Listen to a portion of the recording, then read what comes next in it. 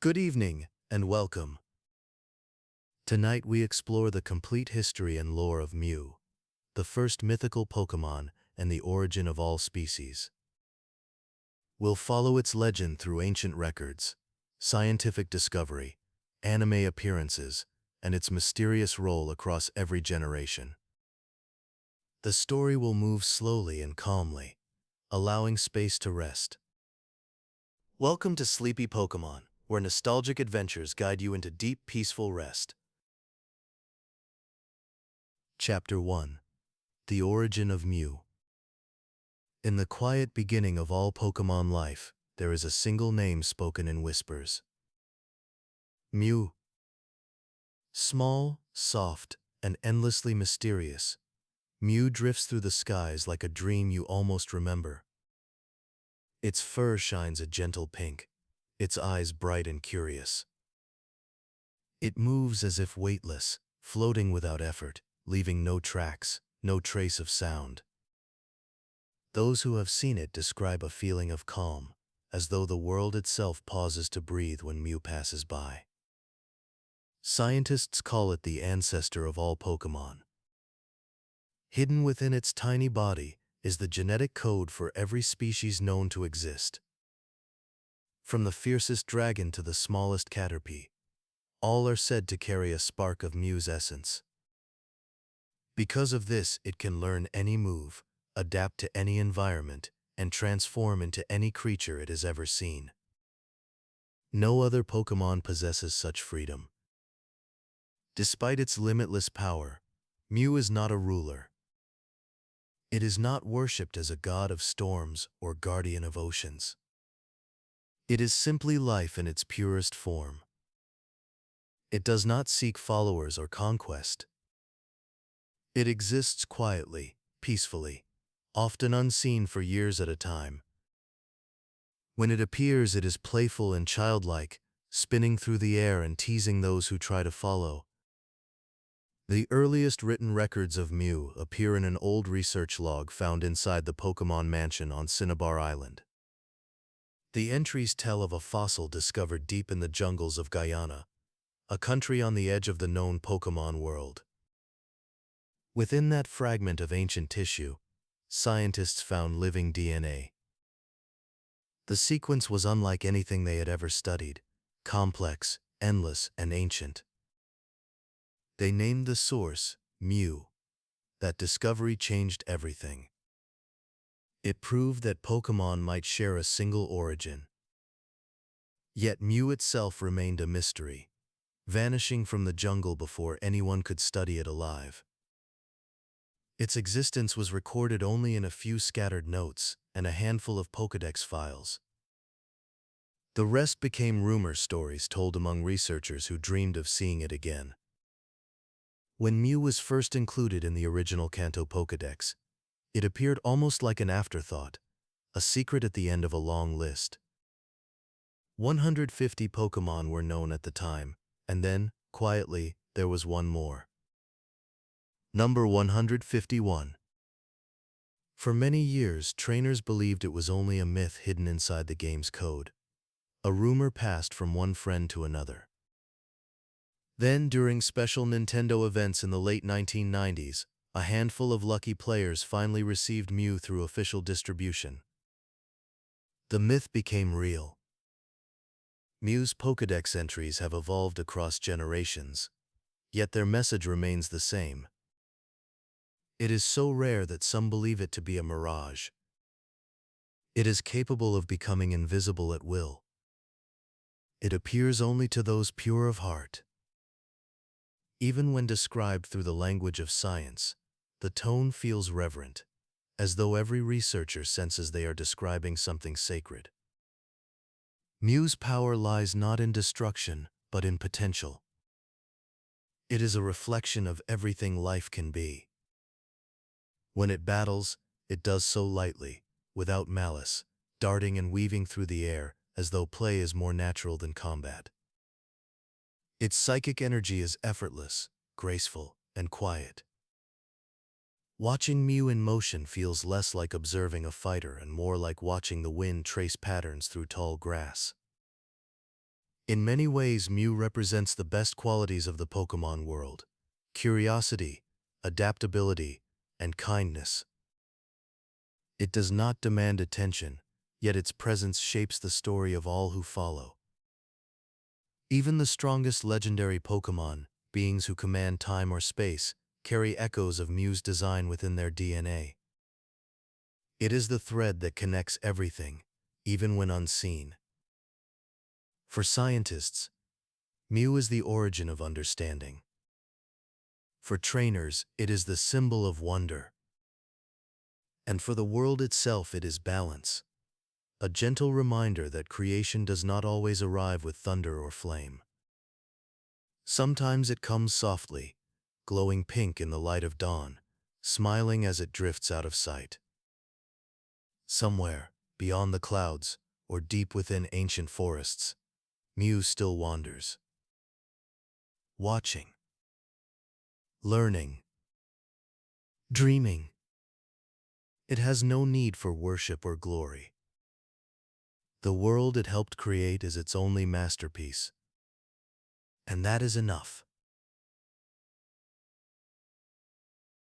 Chapter 2: Ancient Legends and Early Myths. Long before scientists uncovered fossils or recorded data, the people of the Pokémon world told stories. Around campfires and in temple halls, travelers spoke of a small pink creature that could vanish into the air, a gentle spirit that drifted unseen through the forests. These stories carried no names at first, only impressions. A shimmer of light, a playful sound, a feeling of calm that lingered when the creature passed. Only much later would that spirit be called Mew. In those early days, knowledge of Pokémon was shaped by wonder, not science. Ancient murals discovered in ruins across regions such as Sinnoh, Johto, and Kanto show patterns of spiral energy and simple outlines of small floating beings. Some historians believe these markings were early depictions of Mew, an attempt to capture life's first breath. Many legends from those same ruins speak of a single source from which all Pokémon were born, a living form of balance and curiosity. To these ancient civilizations, Mew was not a deity to be worshipped, but a messenger of life itself. It represented connection, the shared spark that linked all living things. People believed that when new Pokémon species appeared in the world, Mew's spirit was near, shaping their forms before disappearing once more. Its presence was considered a good omen, a sign that nature was in harmony. When the Sinnoh creation myths were first recorded, Arceus was named as the original being who shaped the universe. Yet even within that grand story, echoes of Mew remain. Arceus gave rise to time and space, but Mew carried the essence of life. Without Mew, the legends say, the world would be an empty place of stone and starlight. Through Mew, the first creatures opened their eyes. Through Mew, the planet began to breathe. Centuries later, as human knowledge deepened, many dismissed these old tales as myth. But the patterns remained. Across different cultures, from the jungles of the Orange Islands to the ancient temples of Sinnoh, carvings and paintings continued to depict a small wingless creature floating between worlds. Each culture gave it a different name. Some called it the whisper of the sky, others the sleeping light. But the image was always the same, gentle, curious, and glowing with life. Even in more modern Pokédex records, trainers and researchers refer to Mew as a Pokémon that appears only to the pure of heart. That phrase itself feels like an echo from these early myths. It suggests that the old belief never truly vanished, that even the most data-driven scientists still sense the same reverence that ancient storytellers felt long ago. In the anime, these ideas appear subtly. Children are told bedtime stories of a pink Pokémon that can make itself invisible, a friendly spirit that watches over travelers lost in the wild. In one tale, Mew is said to have guided a young explorer away from danger by creating illusions of light. In another, it plays alongside wild Pokémon, invisible to human eyes, ensuring balance between nature and man. These stories are never proven, yet they are never denied. They belong to the quiet space between myth and memory. Archaeologists in later eras found traces of what appeared to be Mew's image on ancient relics, often surrounded by swirling patterns resembling DNA or spirals of light. Some believed these shapes were symbols of transformation, the cycle of life and evolution that Mew represents. In the Pokémon Adventures manga, scholars refer to Mew as the Phantom, a name passed down through generations of researchers who seek proof of its existence. Each discovery seems to confirm what the ancients already knew, that Mew is both real and untouchable. The consistency of these depictions across thousands of years suggests something remarkable.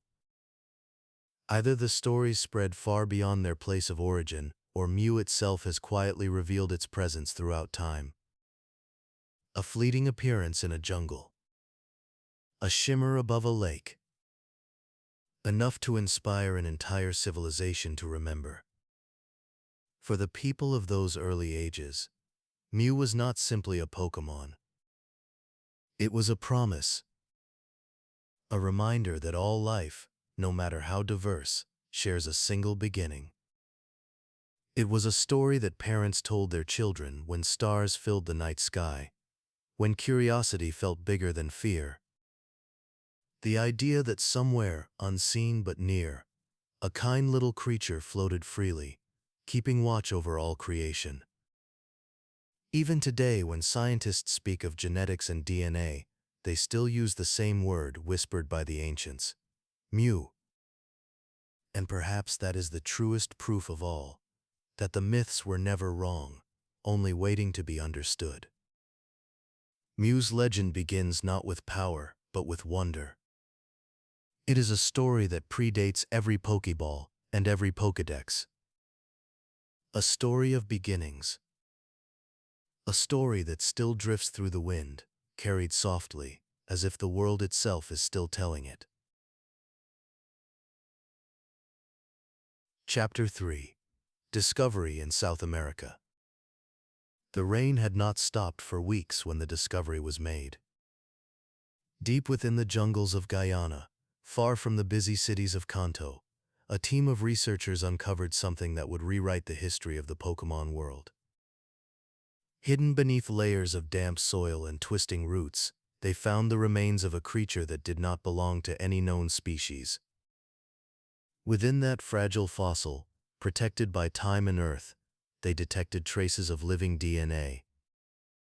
The scientists recorded their findings in a journal that would later be found inside the abandoned Pokémon mansion on Cinnabar Island.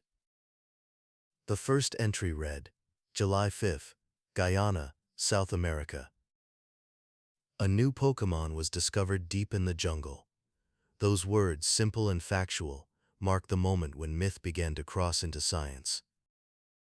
The team named their discovery Mew, after the faint sound they believed the creature made when alive. The DNA samples they extracted were unlike anything in their databases. The genetic code contained markers from nearly every known Pokémon species. To the researchers, it was as if every evolutionary path began here. At first, they treated their work with reverence. Their notes describe awe more than ambition. They wrote that the specimen appeared delicate, even beautiful. But over time, curiosity shifted into obsession. What began as study became experimentation. Mew's DNA, they realized, was too complex to replicate. It resisted every attempt to clone it. But they refused to stop trying. Back on Cinnabar Island, inside the secret laboratories beneath the mansion, the experiments continued. The researchers sought to create life from Mew's cells to understand the forces that shaped Pokémon themselves. They wanted to hold creation in their hands. For years they worked in secrecy, funded by organizations that valued results more than ethics.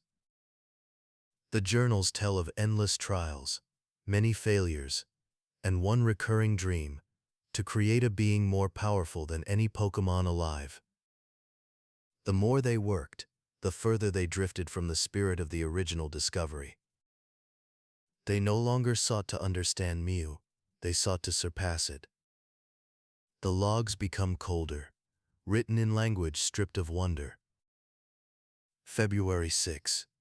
Mew gave birth. We named the newborn Mewtwo. That final note ends the record. The remaining pages are scorched, the handwriting faded by fire. What happened next became legend. The experiment succeeded, but the creation rebelled. Mewtwo destroyed the facility, escaping into the wild, leaving only ruins behind. The mansion fell silent, its halls filled with ash and memory. Through it all, Mew remained absent. It never returned to the island. It never appeared in any record of the events that followed. Somewhere beyond human reach, it continued its quiet existence, untouched by the chaos it had inspired. This single discovery, the fossil in the jungle, the DNA inside it, and the clone that followed, forever changed the relationship between humans and Pokémon. Until then, humans saw Pokémon as partners, companions, and mysteries to be explored. Mew's discovery introduced something new: the temptation to control life itself.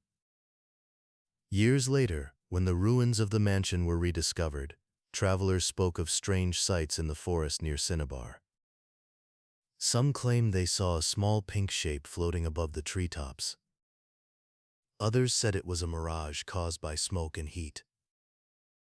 But among those who studied the remains, few could shake the feeling that Mew had been watching all along, present but unseen, as if protecting what was left of its world. The old journals now rest in museum archives, studied by historians and scientists alike. The earliest pages are filled with wonder. The later ones, with guilt. Together they form a cautionary story about curiosity and consequence. In the end, Mew was never caught, never cloned, never controlled. The only thing humans managed to create from its image was something darker, a reflection of ambition. Yet even that creation, Mewtwo, would one day find its own path back toward peace, guided by the same light that Mew carried within it. The fossil from the Guyana jungle still holds mysteries. No other remains of Mew have ever been found. Some believe the creature returned to the forest it came from, hidden deep within nature. Others think it lives in the skies, appearing only when the balance of the world is threatened. Whatever the truth, that first discovery remains one of the greatest moments in Pokémon history. In a single fossilized eyelash, humankind found proof that the myths were real, and that creation itself might be closer than they ever imagined. Even now, when trainers pass through Cinnabar Island and explore the ruins of the mansion, they sometimes feel something in the air. A faint warmth, a quiet hum, a presence, soft and curious, lingering in the dust and the silence. Perhaps Mew still visits, if only to remind the world that discovery is only the beginning, and understanding is the greater journey. Chapter 4. The Ethics of Cloning. In the beginning, the scientists believed they were chasing discovery. But as time went on, it became something else, a quiet hunger to reach further than nature ever intended. The ruins of the Pokémon mansion still whisper their story. Charred notes scattered across the floors, broken glass catching faint light, and walls scorched by power beyond comprehension. Somewhere in those laboratories, under the hum of old machines, the line between curiosity and creation began to blur. When the team first extracted Mew's DNA, They marveled at its beauty. It was elegant, perfect, and infinitely complex. Within its pattern, they saw reflections of every Pokémon species. For a moment, the discovery united them in awe. But soon, the questions grew bolder. If Mew carried the genes of all Pokémon, what would happen if those genes were amplified? Could they bring about a Pokémon even greater than Mew itself? The journals recovered from the mansion tell a haunting story. At first, the scientists worked in silence, uncertain of what they were truly doing. They attempted to cultivate Mew's cells, but each sample refused to divide. Each experiment failed, and yet they continued, driven by the hope that success was near. They called it Project Mewtwo, a simple name for an idea too powerful to control. Months passed, and the experiments took their toll. The researchers were no longer united. Some felt uneasy, questioning whether their pursuit of life had crossed into something darker. Others defended their work as progress, the next step in evolution. The logs capture their arguments, their long nights, and their self-doubt. "Are we creating," one scientist wrote, "or are we imitating what we do not understand?" Outside their walls, Mew remained unseen. The creature they sought to replicate drifted somewhere in the world, free from the turmoil of human ambition. In contrast to its peace, their laboratory filled with tension. Each breakthrough deepened their dependence on the project. Each failure made them more determined to succeed. The turning point came when they managed to cultivate a single living cell that responded to electrical stimulation. The notes describe the moment with reverence and fear. They had taken the first step toward creating life from a fossilized fragment, not through birth or natural growth, but through design. That first cell would grow into something beyond their comprehension. Over time, the lab filled with tanks of nutrient fluid, mechanical arms, and glowing instruments that hummed with power. They were no longer studying life, they were manufacturing it. The idea of morality faded beneath the weight of scientific ambition. Some believed they were doing what nature could not. Others believed they were about to prove that even the laws of creation could be rewritten. Then, one day, success. A heartbeat. A thought.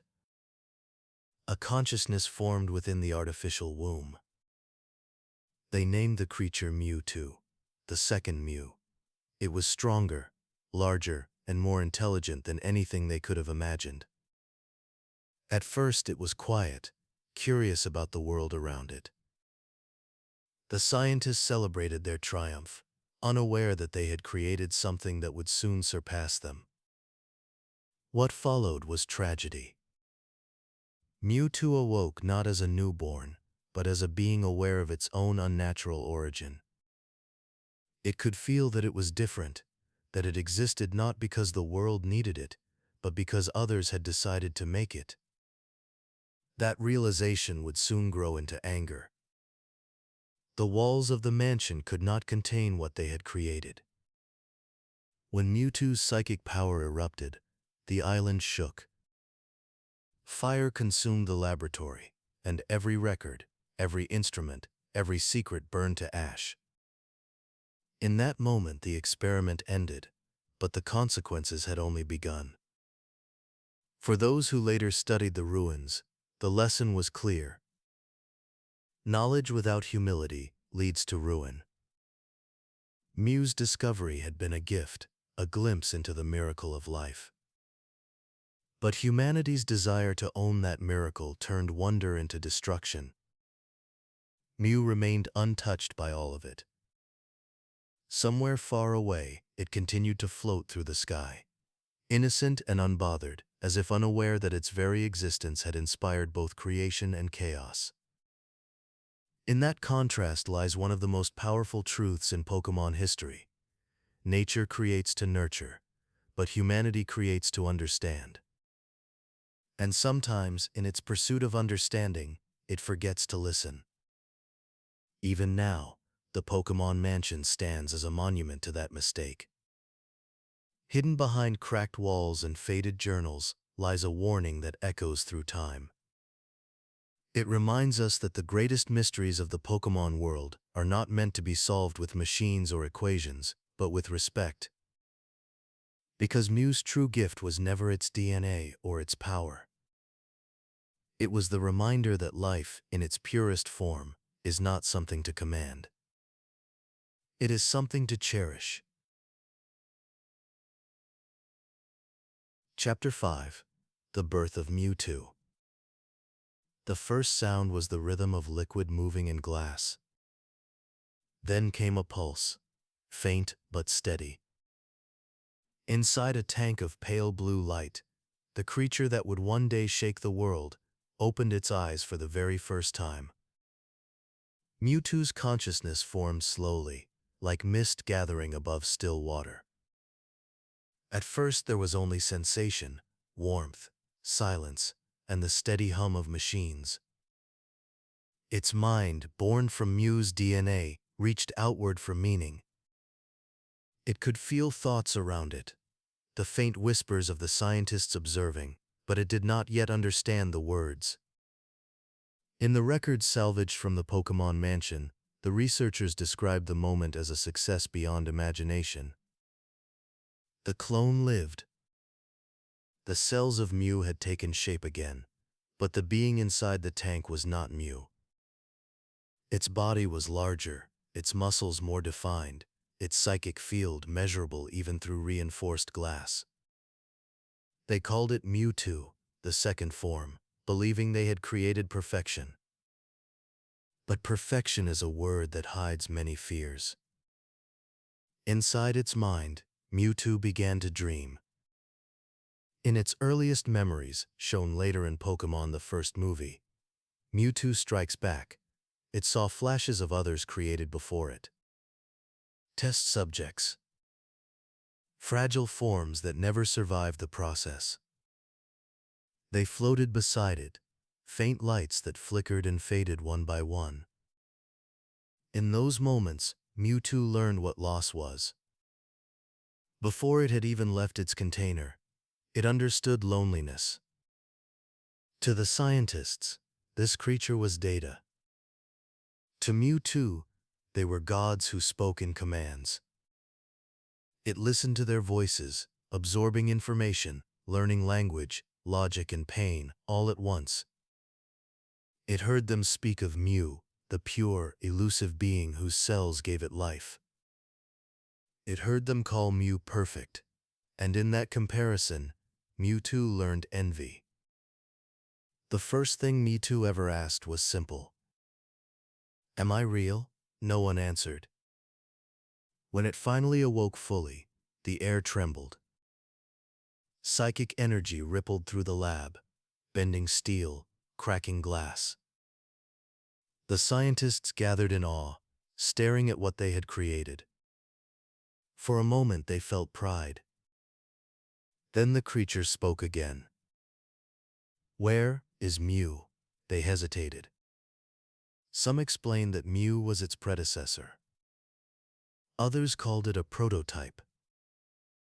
The words blurred together, and Mewtwo's thoughts darkened. It realized that it was not born, but built, assembled from the remnants of another. It understood that to them, it was an experiment. The calm within the laboratory began to fracture. Instruments shattered. Alarms screamed. Within seconds, psychic energy erupted like a storm. Flames tore through the research center, consuming everything the scientists had built. The mansion on Cinnabar Island collapsed beneath the force. And when the smoke cleared, Mewtwo stood alone amid the ruins, surrounded by silence. The birth of Mewtwo was not a celebration. It was a question shouted into the universe. What does it mean to exist when your purpose is given by others? Outside, beyond the chaos, the skies were quiet. Somewhere high above, unseen by any human eye, Mew floated among the clouds. The same gentle creature whose DNA had given life to this tragedy watched from afar. It did not intervene. It did not attack. It only observed, its soft blue eyes reflecting sadness and curiosity. In that silent moment, nature looked upon its reflection and found confusion. Mewtwo's escape marked the beginning of a new chapter in the Pokémon world. While the scientists who had created it were gone, their ambition remained written in fire and shadow. Mewtwo would spend years searching for meaning, haunted by the question of why it existed. Mew, on the other hand, continued its quiet journey through forests and skies, untouched by human fear. The two would meet again someday, not as creation and creator, but as mirrors of one another, one born of nature, the other of human design. But for now, their paths remained apart. Back on Cinnabar Island, the sea began to reclaim the ruins. Waves washed over the ash, carrying away fragments of glass and metal. The last traces of the laboratory disappeared beneath the tides. The only record of what had happened survived in scattered journal pages and whispers carried by the wind. When travelers later explored the island, they spoke of a strange feeling in the air, as if something powerful had once lived there and had never quite left. Some claimed to hear faint echoes at night, a heartbeat beneath the sound of waves. Others said they saw a shimmer of light rise briefly from the sea and vanish into the sky. Perhaps it was only imagination.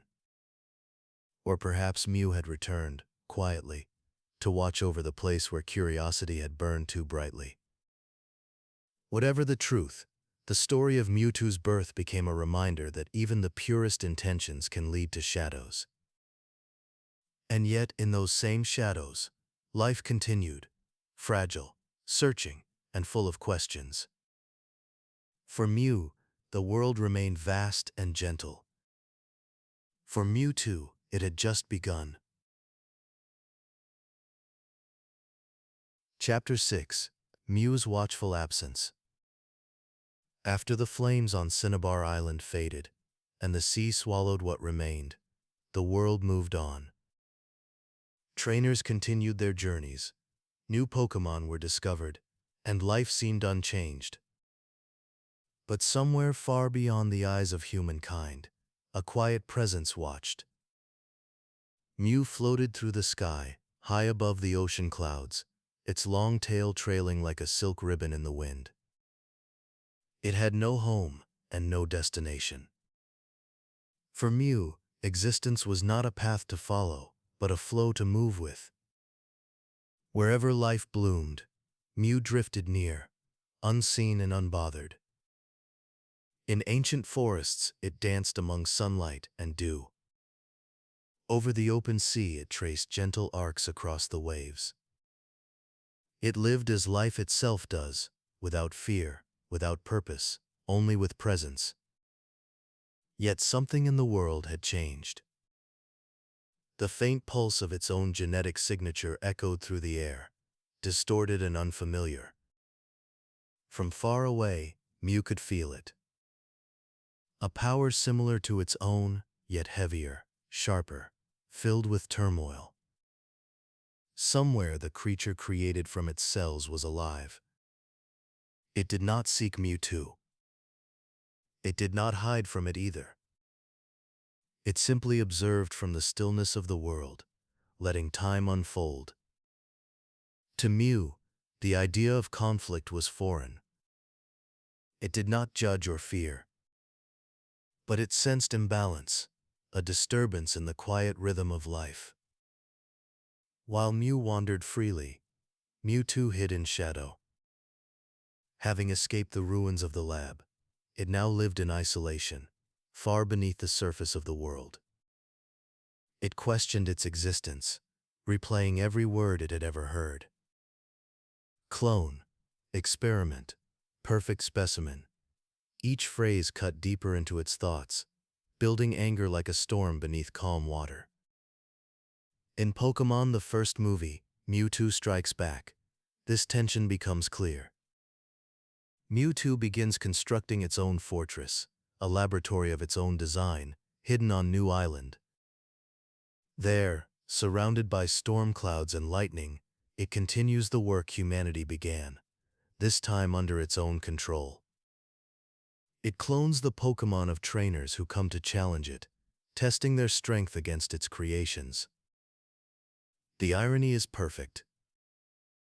Mewtwo, born from the arrogance of human cloning, has now become the very force it once despised.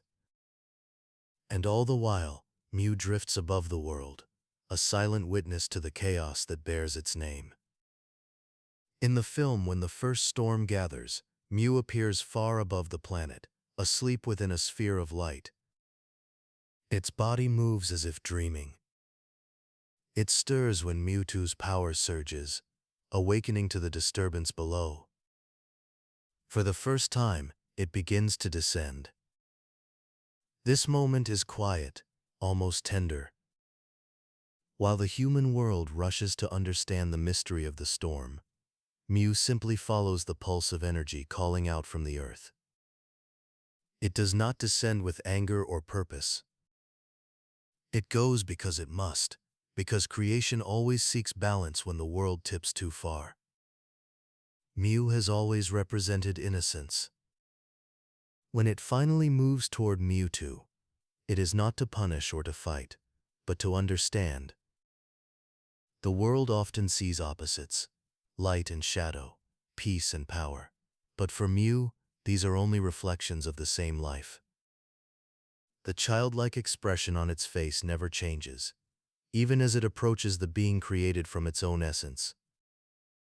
At this point in the story, humanity is unaware that Mew still exists. To most, it is a legend, an ancient rumor written in journals and whispered by scientists who once dared to speak its name. Yet its influence lingers everywhere, inside every Pokémon's DNA, inside the experiments that tried to imitate it, and inside the quiet morality of the story itself. In the anime's broader world, characters mention Mew only in passing. To trainers, it is a myth too distant to chase. To researchers, a riddle with no answer. But somewhere in the vastness of the sky, Mew continues to float above it all, glowing faintly against the blue. When the storm over New Island finally begins to form, the wind shifts. The clouds move with purpose, the air humming with static. Trainers all over Kanto sense something strange, but cannot explain it. It is as though the world itself is bracing for balance to be restored. And in the midst of it all, Mew watches quietly, eyes open now, its expression calm. Soon, Mew will descend from the clouds and come face to face with its reflection, a being born of its own power but shaped by human pride. The story of science and spirit will collide, not in anger, but in understanding. But for now, the air is still. The ocean waves rise and fall beneath the gathering storm. And Mew, weightless and free, continues to drift between sunlight and shadow, waiting for the moment when nature must answer for what humanity has done. Chapter 7, Mew and Pokémon, the first movie, Mewtwo Strikes Back. Far above the clouds, sunlight filters through soft blue haze. In the stillness of the sky, something stirs. A small pink shape stretches and opens its bright eyes.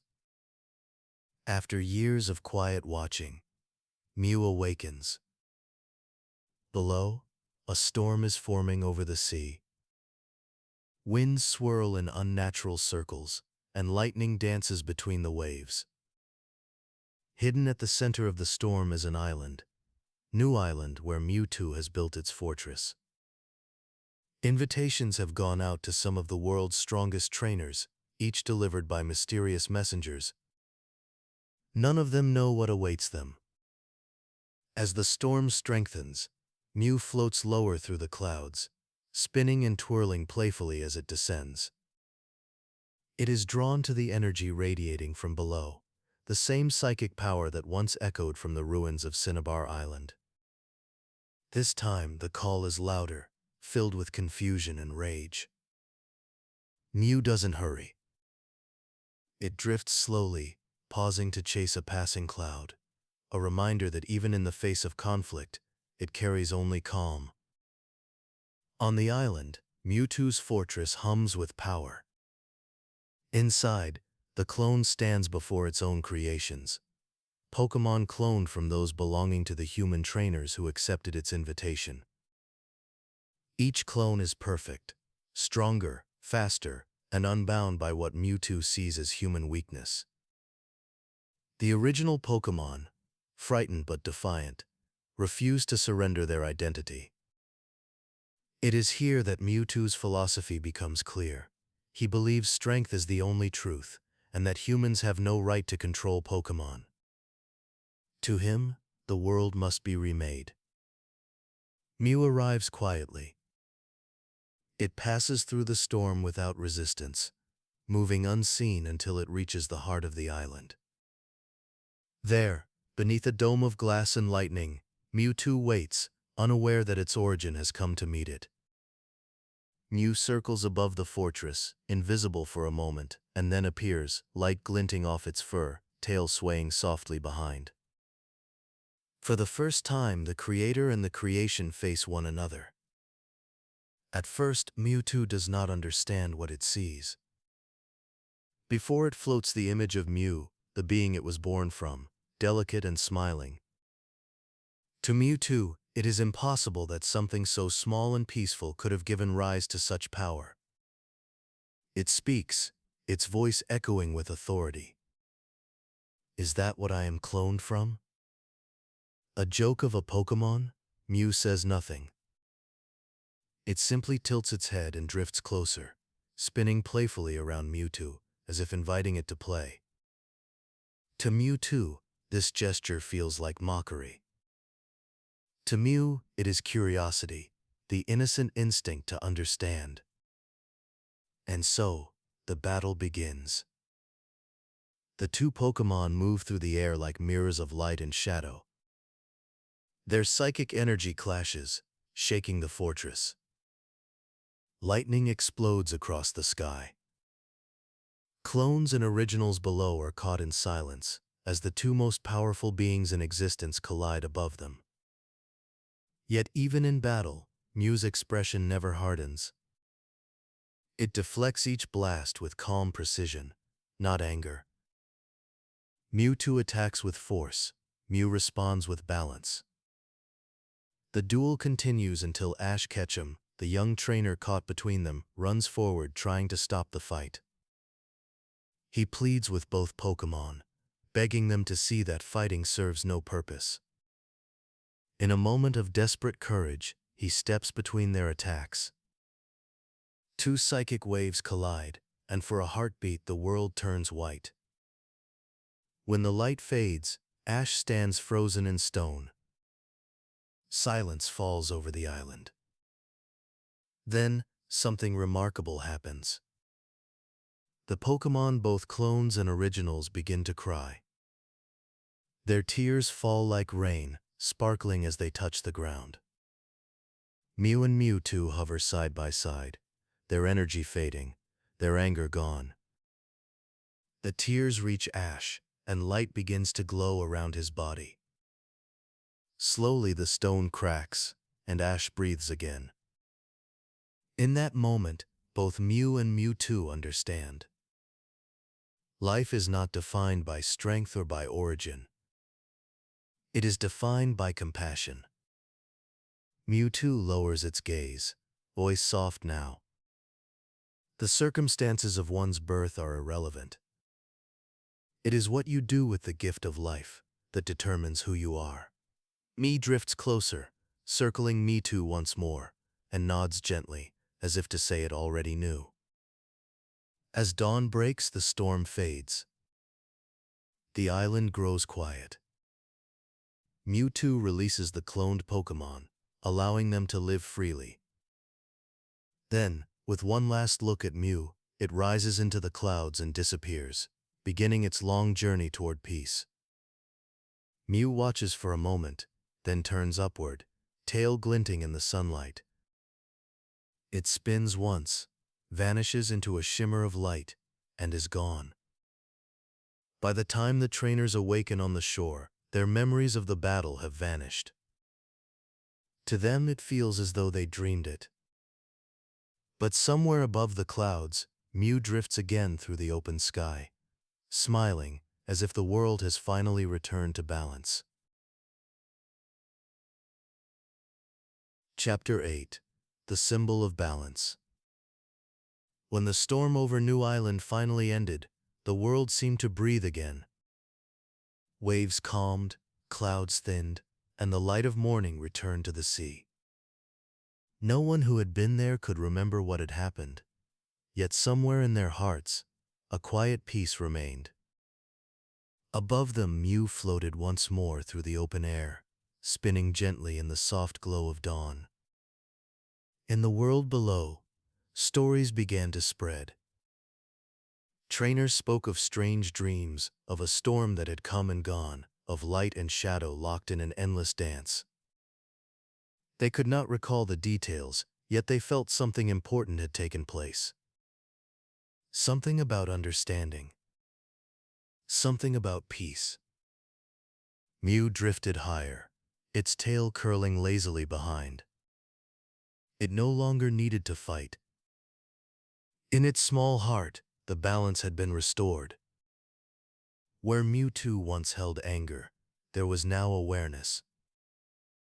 And in Mew, there was no pride, only calm acceptance. Creation had faced its reflection, and both had learned what it meant to exist. The moment when Mewtwo spoke, the line that echoed through time, became one of the most defining in Pokémon history. The circumstances of one's birth are irrelevant. It is what you do with the gift of life that determines who you are. That truth became Mew's unspoken message as well. Though it never used words, everything about Mew's nature embodied that idea.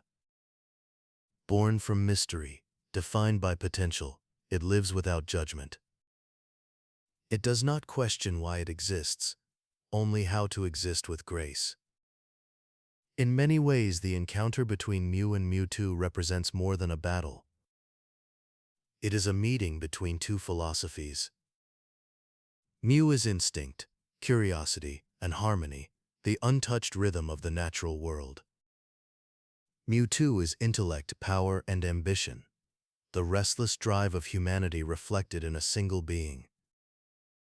Together they form the circle of creation, one born of life, the other of invention, both learning from each other that neither can exist alone. Even long after that day, scholars within the Pokémon world continue to reflect on what occurred. For the first time, humans witnessed the consequence of their own ambition and the redemption that followed. Mewtwo chose to protect life rather than dominate it, and Mew in its silence approved. Their meeting did not end with victory or defeat. It ended with understanding. The canon of Mew's story, as seen in Pokémon the first movie, and later recounted in Mewtwo Returns, always circles back to this balance. Mew is never angry, never vengeful. It approaches even the most destructive power with calm. Its role in the Pokémon world is not to judge, but to restore equilibrium when the scale tips too far. When humans lose their way, when power grows louder than peace, Mew appears, softly, gently, to remind them that creation's purpose is not control but harmony. Throughout the anime and games that followed, subtle references to Mew's influence continue to appear. Researchers like Professor Oak and later Professor Elm speak of Pokémon evolution as an ongoing process, hinting that Mew's genetics lie dormant within all species. That knowledge gives weight to the idea that every act of kindness between trainer and Pokémon, every bond formed through trust, is part of Mew's legacy. Mew is not gone. It lives in every friendship, every connection that bridges the divide between worlds. The tears shed on New Island became a metaphor repeated across generations. They symbolize renewal, the ability of life to heal itself when compassion prevails over fear. And though the trainers forgot the details of that night, the world itself seemed gentler afterward. Storms felt lighter. The air carried a new calm. Even Mewtwo, who vanished into the clouds, carried a fragment of that peace within its heart. For Mew, the lesson was older than memory. It had seen countless worlds rise and fall, countless lives begin and end, and it understood that true strength lies not in power, but in empathy. It never needed to speak the truth aloud. It only needed to exist. Its silence, its gentle movements through the air, say everything that words cannot. If one looks closely enough, they say, Mew's reflection can sometimes be seen in sunlight scattered across the water. A small flicker of pink light, spinning for just a moment before fading away. Whether it is truly there or only imagined does not matter. What matters is what it reminds us of, that balance is never lost forever. It only waits to be rediscovered. And so Mew continues its endless journey through the skies, unseen but always near. It does not claim victory, nor does it seek worship.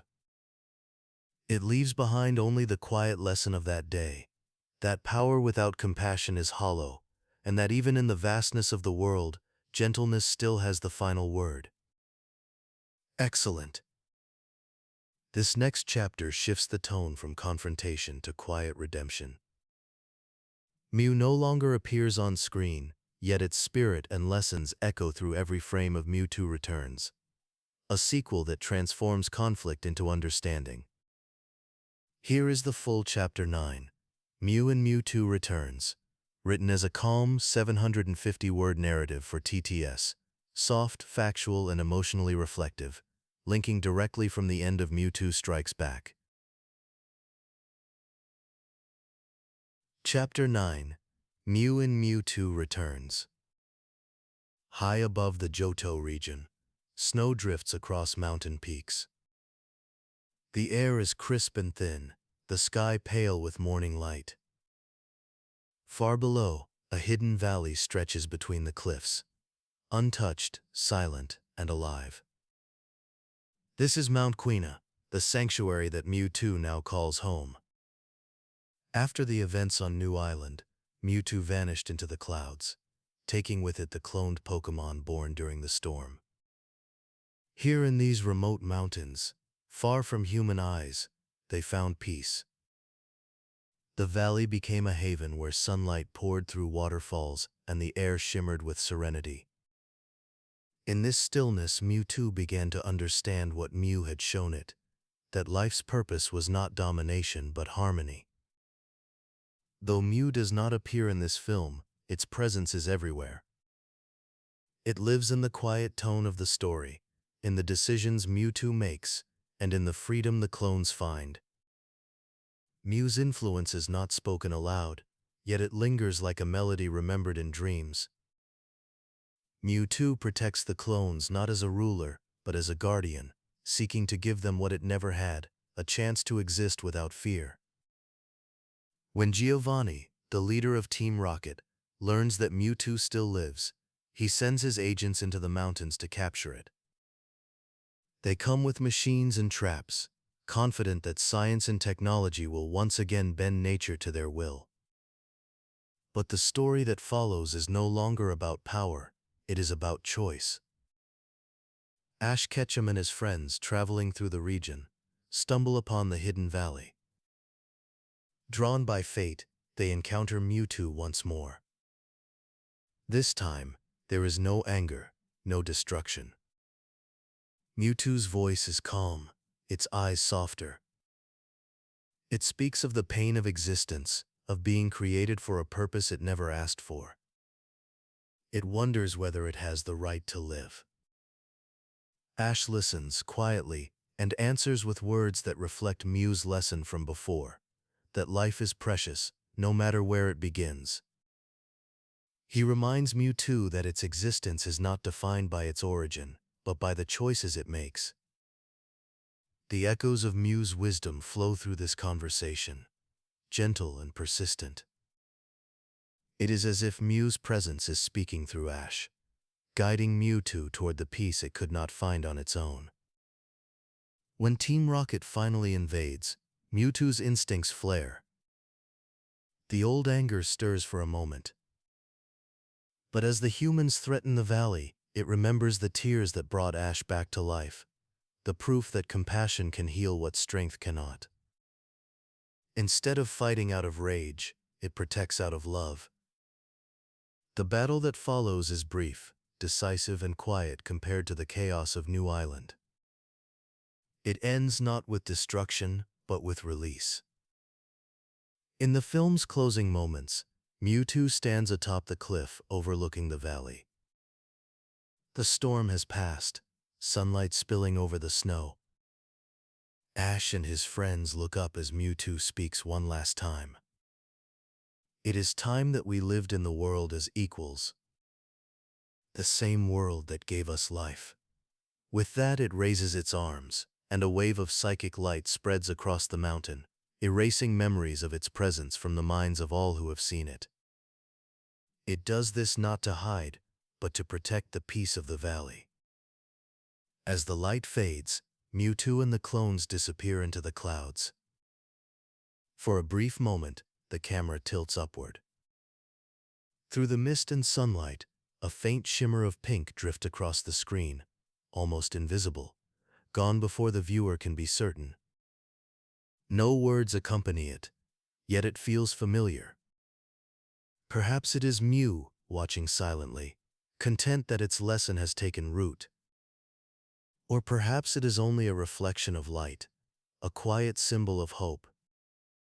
In either case, the meaning is clear. Mewtwo's story has come full circle.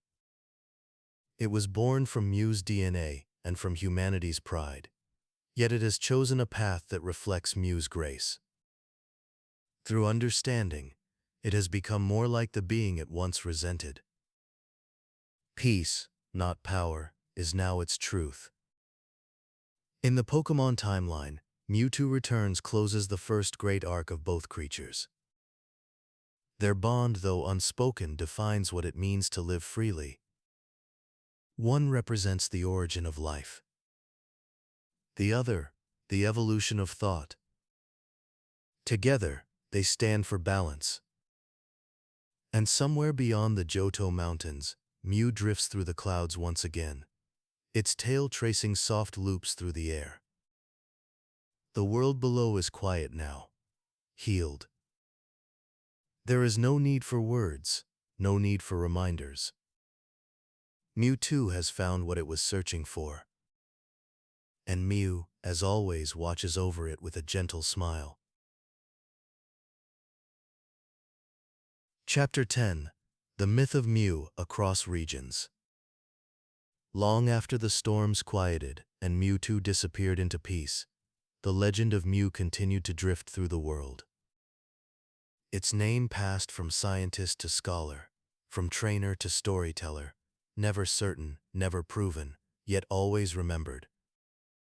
Every region from Kanto's jungles to Sinnoh's temples holds its own whisper of the same myth, that somewhere in the world, unseen and unbound, floats the origin of all life.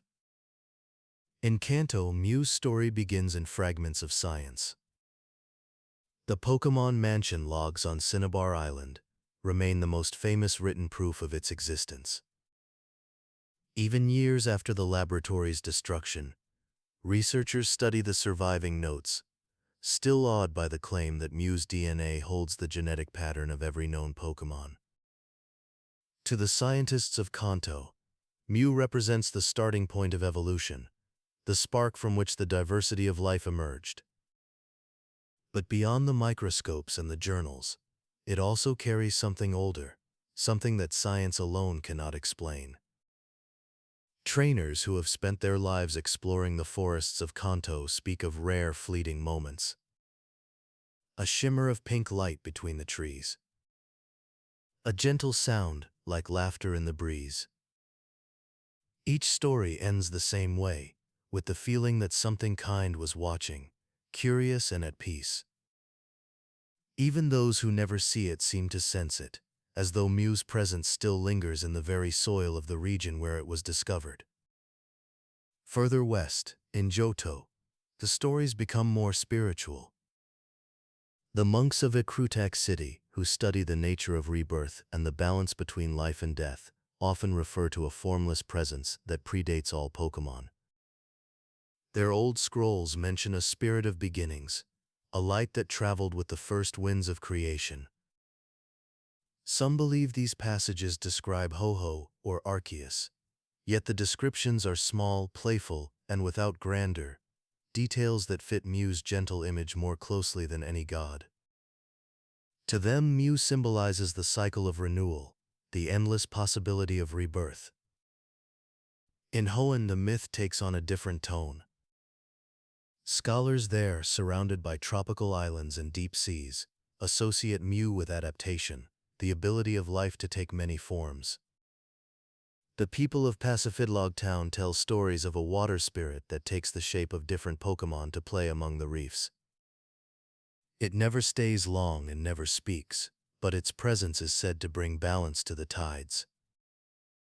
In this way, Mew becomes a symbol of nature's diversity, a playful reminder that every living thing is connected through the same unseen thread.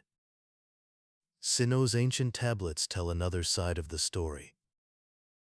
Its mythology centers on Arceus as the original one, the being that shaped time, space, and the universe itself. Yet even within those sacred texts, there are passages that speak of something smaller, a companion of Arceus, a creature of curiosity and joy that wandered the new world after it was formed. The text calls it the child of possibility, suggesting that Mew may have been among the first creations to walk the earth.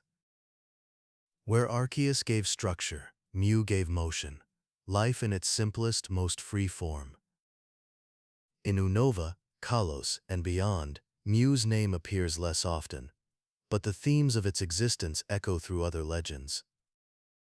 Pokémon like Victini, Celebi, and Jirachi are often described as mythical, sharing traits of purity and mystery that mirror Mew's earliest tales. Some researchers suggest that all mythical Pokémon trace their spiritual ancestry to Mew, that each represents one facet of its infinite potential. In this way, Mew remains the quiet parent of all myths, unseen but always nearby. Across all regions, Mew's Pokédex entries remain consistent. They describe it as a Pokémon so rare that it is believed by many to be a mirage. It is said to appear only to those pure of heart, and to vanish when approached. Its ability to learn any move confirms the theory that it carries the DNA of all species.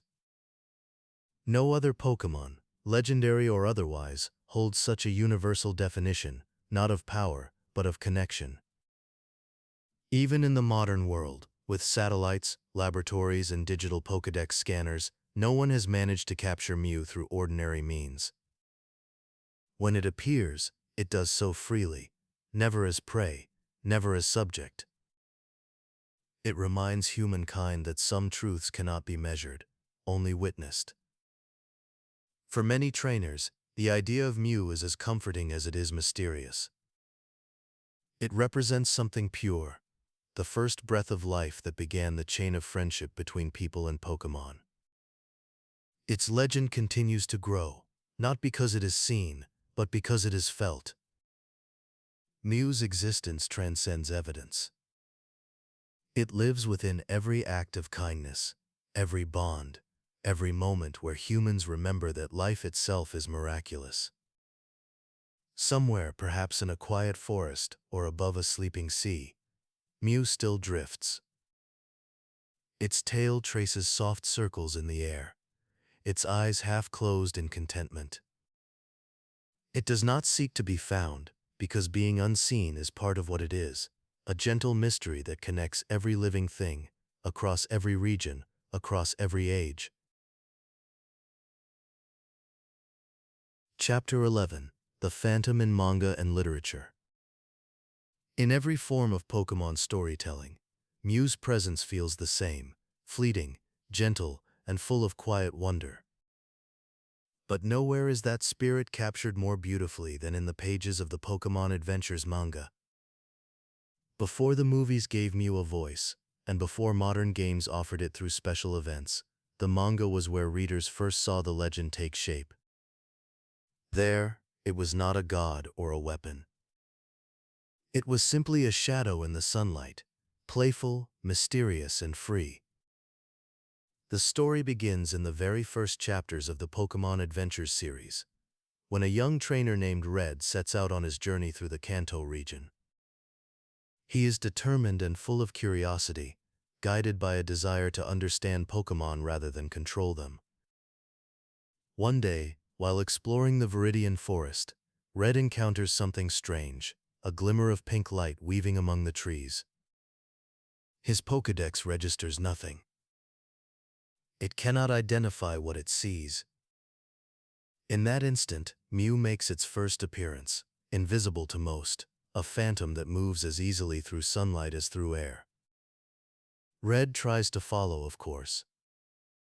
Everyone does when they first see it. But Mew vanishes with a flash of psychic energy, leaving behind only swirling leaves and silence. For Red, it becomes a mystery to chase, an unanswered question that follows him throughout his adventure. For readers, it becomes the perfect symbol of curiosity, the very emotion that drives the world of Pokémon. Later in the story, Mew's legend attracts the attention of Team Rocket, whose scientists are already deep in their research on genetic cloning. They see Mew not as a wonder of nature, but as a key, a living code that could unlock endless power. Under the command of the cold and calculating Blaine, they pursue Mew across continents, desperate to capture even a single strand of its fur. Each attempt fails. Mew always stays one step ahead, floating just beyond the reach of their machines, almost as if it is toying with them. What makes these manga chapters so remarkable is their tone. Even as humans argue and fight over Mew's value, the Pokémon itself remains serene. It never attacks. It never shows fear. When threatened, it simply becomes invisible or transforms into another Pokémon entirely, slipping away before harm can come to it. It moves through the story like a whisper, more spirit than creature. In one of the manga's most memorable sequences, Mew returns during a battle between Red and Team Rocket. As the laboratory collapses around them, the psychic energy in the air grows wild. Mew reappears in the chaos, surrounded by sparks of light, watching silently as the humans argue about creation and control. Then, with a single flash, it destroys the machines used to clone it and drifts upward through the broken roof, disappearing into the sky. It doesn't linger to celebrate. It simply leaves, reminding everyone that some things are never meant to be captured. Outside of the Adventures manga, Mew's image appears throughout early Pokémon literature and guidebooks. In Japanese storybooks released alongside the original games, it is referred to as the Phantom Pokémon. The name captures its nature perfectly, a being that exists everywhere and nowhere, seen only when it chooses. These early references often describe Mew as curious and playful, sometimes mischievous, but never malicious. They also emphasize that even in a world full of incredible Pokémon, Mew remains unique, not because of its power, but because of its freedom. Over time, Mew's appearances in print became rarer, yet always significant. It would return briefly in side stories or promotional comics tied to the movies, usually as a quiet observer rather than an active participant. Writers seemed to understand that Mew's mystery was part of its identity. The less it said, the more it meant. In every version of its story, from the first manga panels to modern retellings, Mew remains the constant reminder that wonder cannot be manufactured. It drifts just out of reach, inviting those who see it to ask questions rather than seek control. Even Team Rocket's failures carry a message: that science without humility leads to emptiness, and that some mysteries are most powerful when they remain unanswered. When readers close the final pages of those old black and white comics, they are left with the same feeling Red had when he first looked up into the forest canopy and saw that pink shape disappear into the light. A feeling of calm curiosity. A sense that something kind and ancient is still out there, quietly watching the world it helped create. And perhaps that is the secret Mew shares with everyone who dares to look for it, that the search itself is the reward. That mystery, when treated with respect, becomes its own form of truth. And somewhere in the quiet spaces between the turning pages, Mew is still there, smiling, as it always has, unseen yet never gone. Chapter 12. Mew's Return in Lucario, and the Mystery of Mew. Far from the coasts of Kanto, in a land of old stone halls and forested hills, a festival fills the courtyards of Cameron Palace. Lanterns glow against evening sky. Music drifts through open arches. The people of the Kingdom of Rota gather to honor a hero from long ago, Sir Aaron, the guardian of Aura who once saved their valley. Children wear capes and wooden circlets. Trainers laugh and trade stories. It is a celebration of peace. High above the towers, in the quiet places where moonlight settles on rafters and dust, a small shape moves. Mew has returned. It slips through the upper halls like a breeze, drawn to an attic room piled with toys and keepsakes gathered across many years. There are bright ribbons, wooden dolls, and soft plush Pokémon sleeping in a basket. Mew loves this room. It nudges a ball with its nose. It hums a gentle note that sounds like a happy sigh. Down below, Ash and his friends arrive in festival garb, curious and smiling. History surrounds them. A heavy staff rests in a display, said to have once belonged to Sir Aaron. Inside that staff sleeps a secret, the aura of a loyal partner named Lucario, sealed there long ago. When the past begins to stir and Lucario is awakened, the palace trembles with stories that never quite ended. In the attic, Mew tilts its head, listening, then drifts toward the window as if invited by the night. Mew is playful by nature, and friendship is its first language. It finds Pikachu among the festival lights and circles in joy. With a soft flash, it invites Pikachu to follow. Team Rocket's Meowth, ever curious, tumbles into the moment as well. In a ripple of light, Mew carries them away, safe in its care, toward a place that lives beyond the map. The air grows cooler. The hills fall away.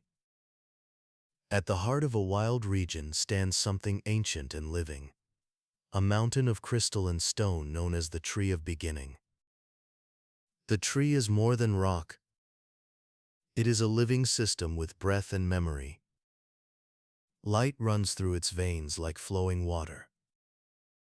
Within its root chambers, Mew plays guardian and child both, caring for the tree while finding comfort in the toys it has gathered from the world beyond. When Pikachu and Meowth arrive, Mew greets them with laughter and bright eyes. It changes shape for fun, mimicking friends as if to say that every form of life is familiar here. The tree welcomes them, a sanctuary of gentleness.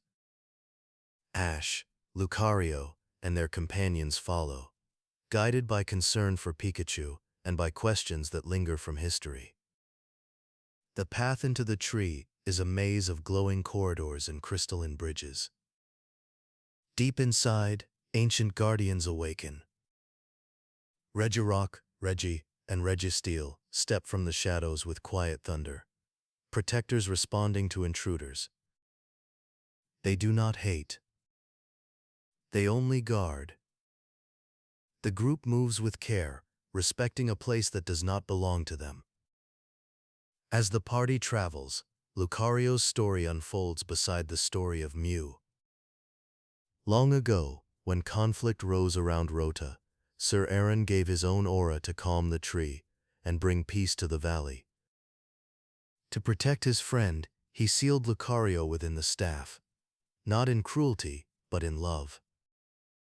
Lucario had believed himself abandoned. Now, through time, flowers that hold echoes of the past, he sees the truth. In the still chambers where memory lives, Mew lingers at the edge of each vision, a quiet witness to choices made for the sake of life. When the balance within the tree is disturbed, its defenses spread like a fever. Crystal white cells reach through tunnels and dissolve what they do not recognize. The guardians pursue. The air grows thin with strain. In that same moment, Mew grows weak. Its life is bound to the tree. When the tree suffers, Mew fades. The playfulness in its eyes dims to a soft worry. It curls around Pikachu as if to reassure a friend, even as its own strength wanes. The answer is aura. The same gentle force that once saved the valley is needed again. Ash does not understand aura like Sir Aaron or Lucario, yet he understands the feeling at its heart. He reaches out with trust. Lucario steps forward with resolve. Together they pour hope into the living mountain, steadying its pulse. The glow spreads through the crystal veins, out across the chambers, and up through the highest spires. The defenses withdraw. The guardians lower their arms. The tree breathes again. In the calm that follows, Mew brightens.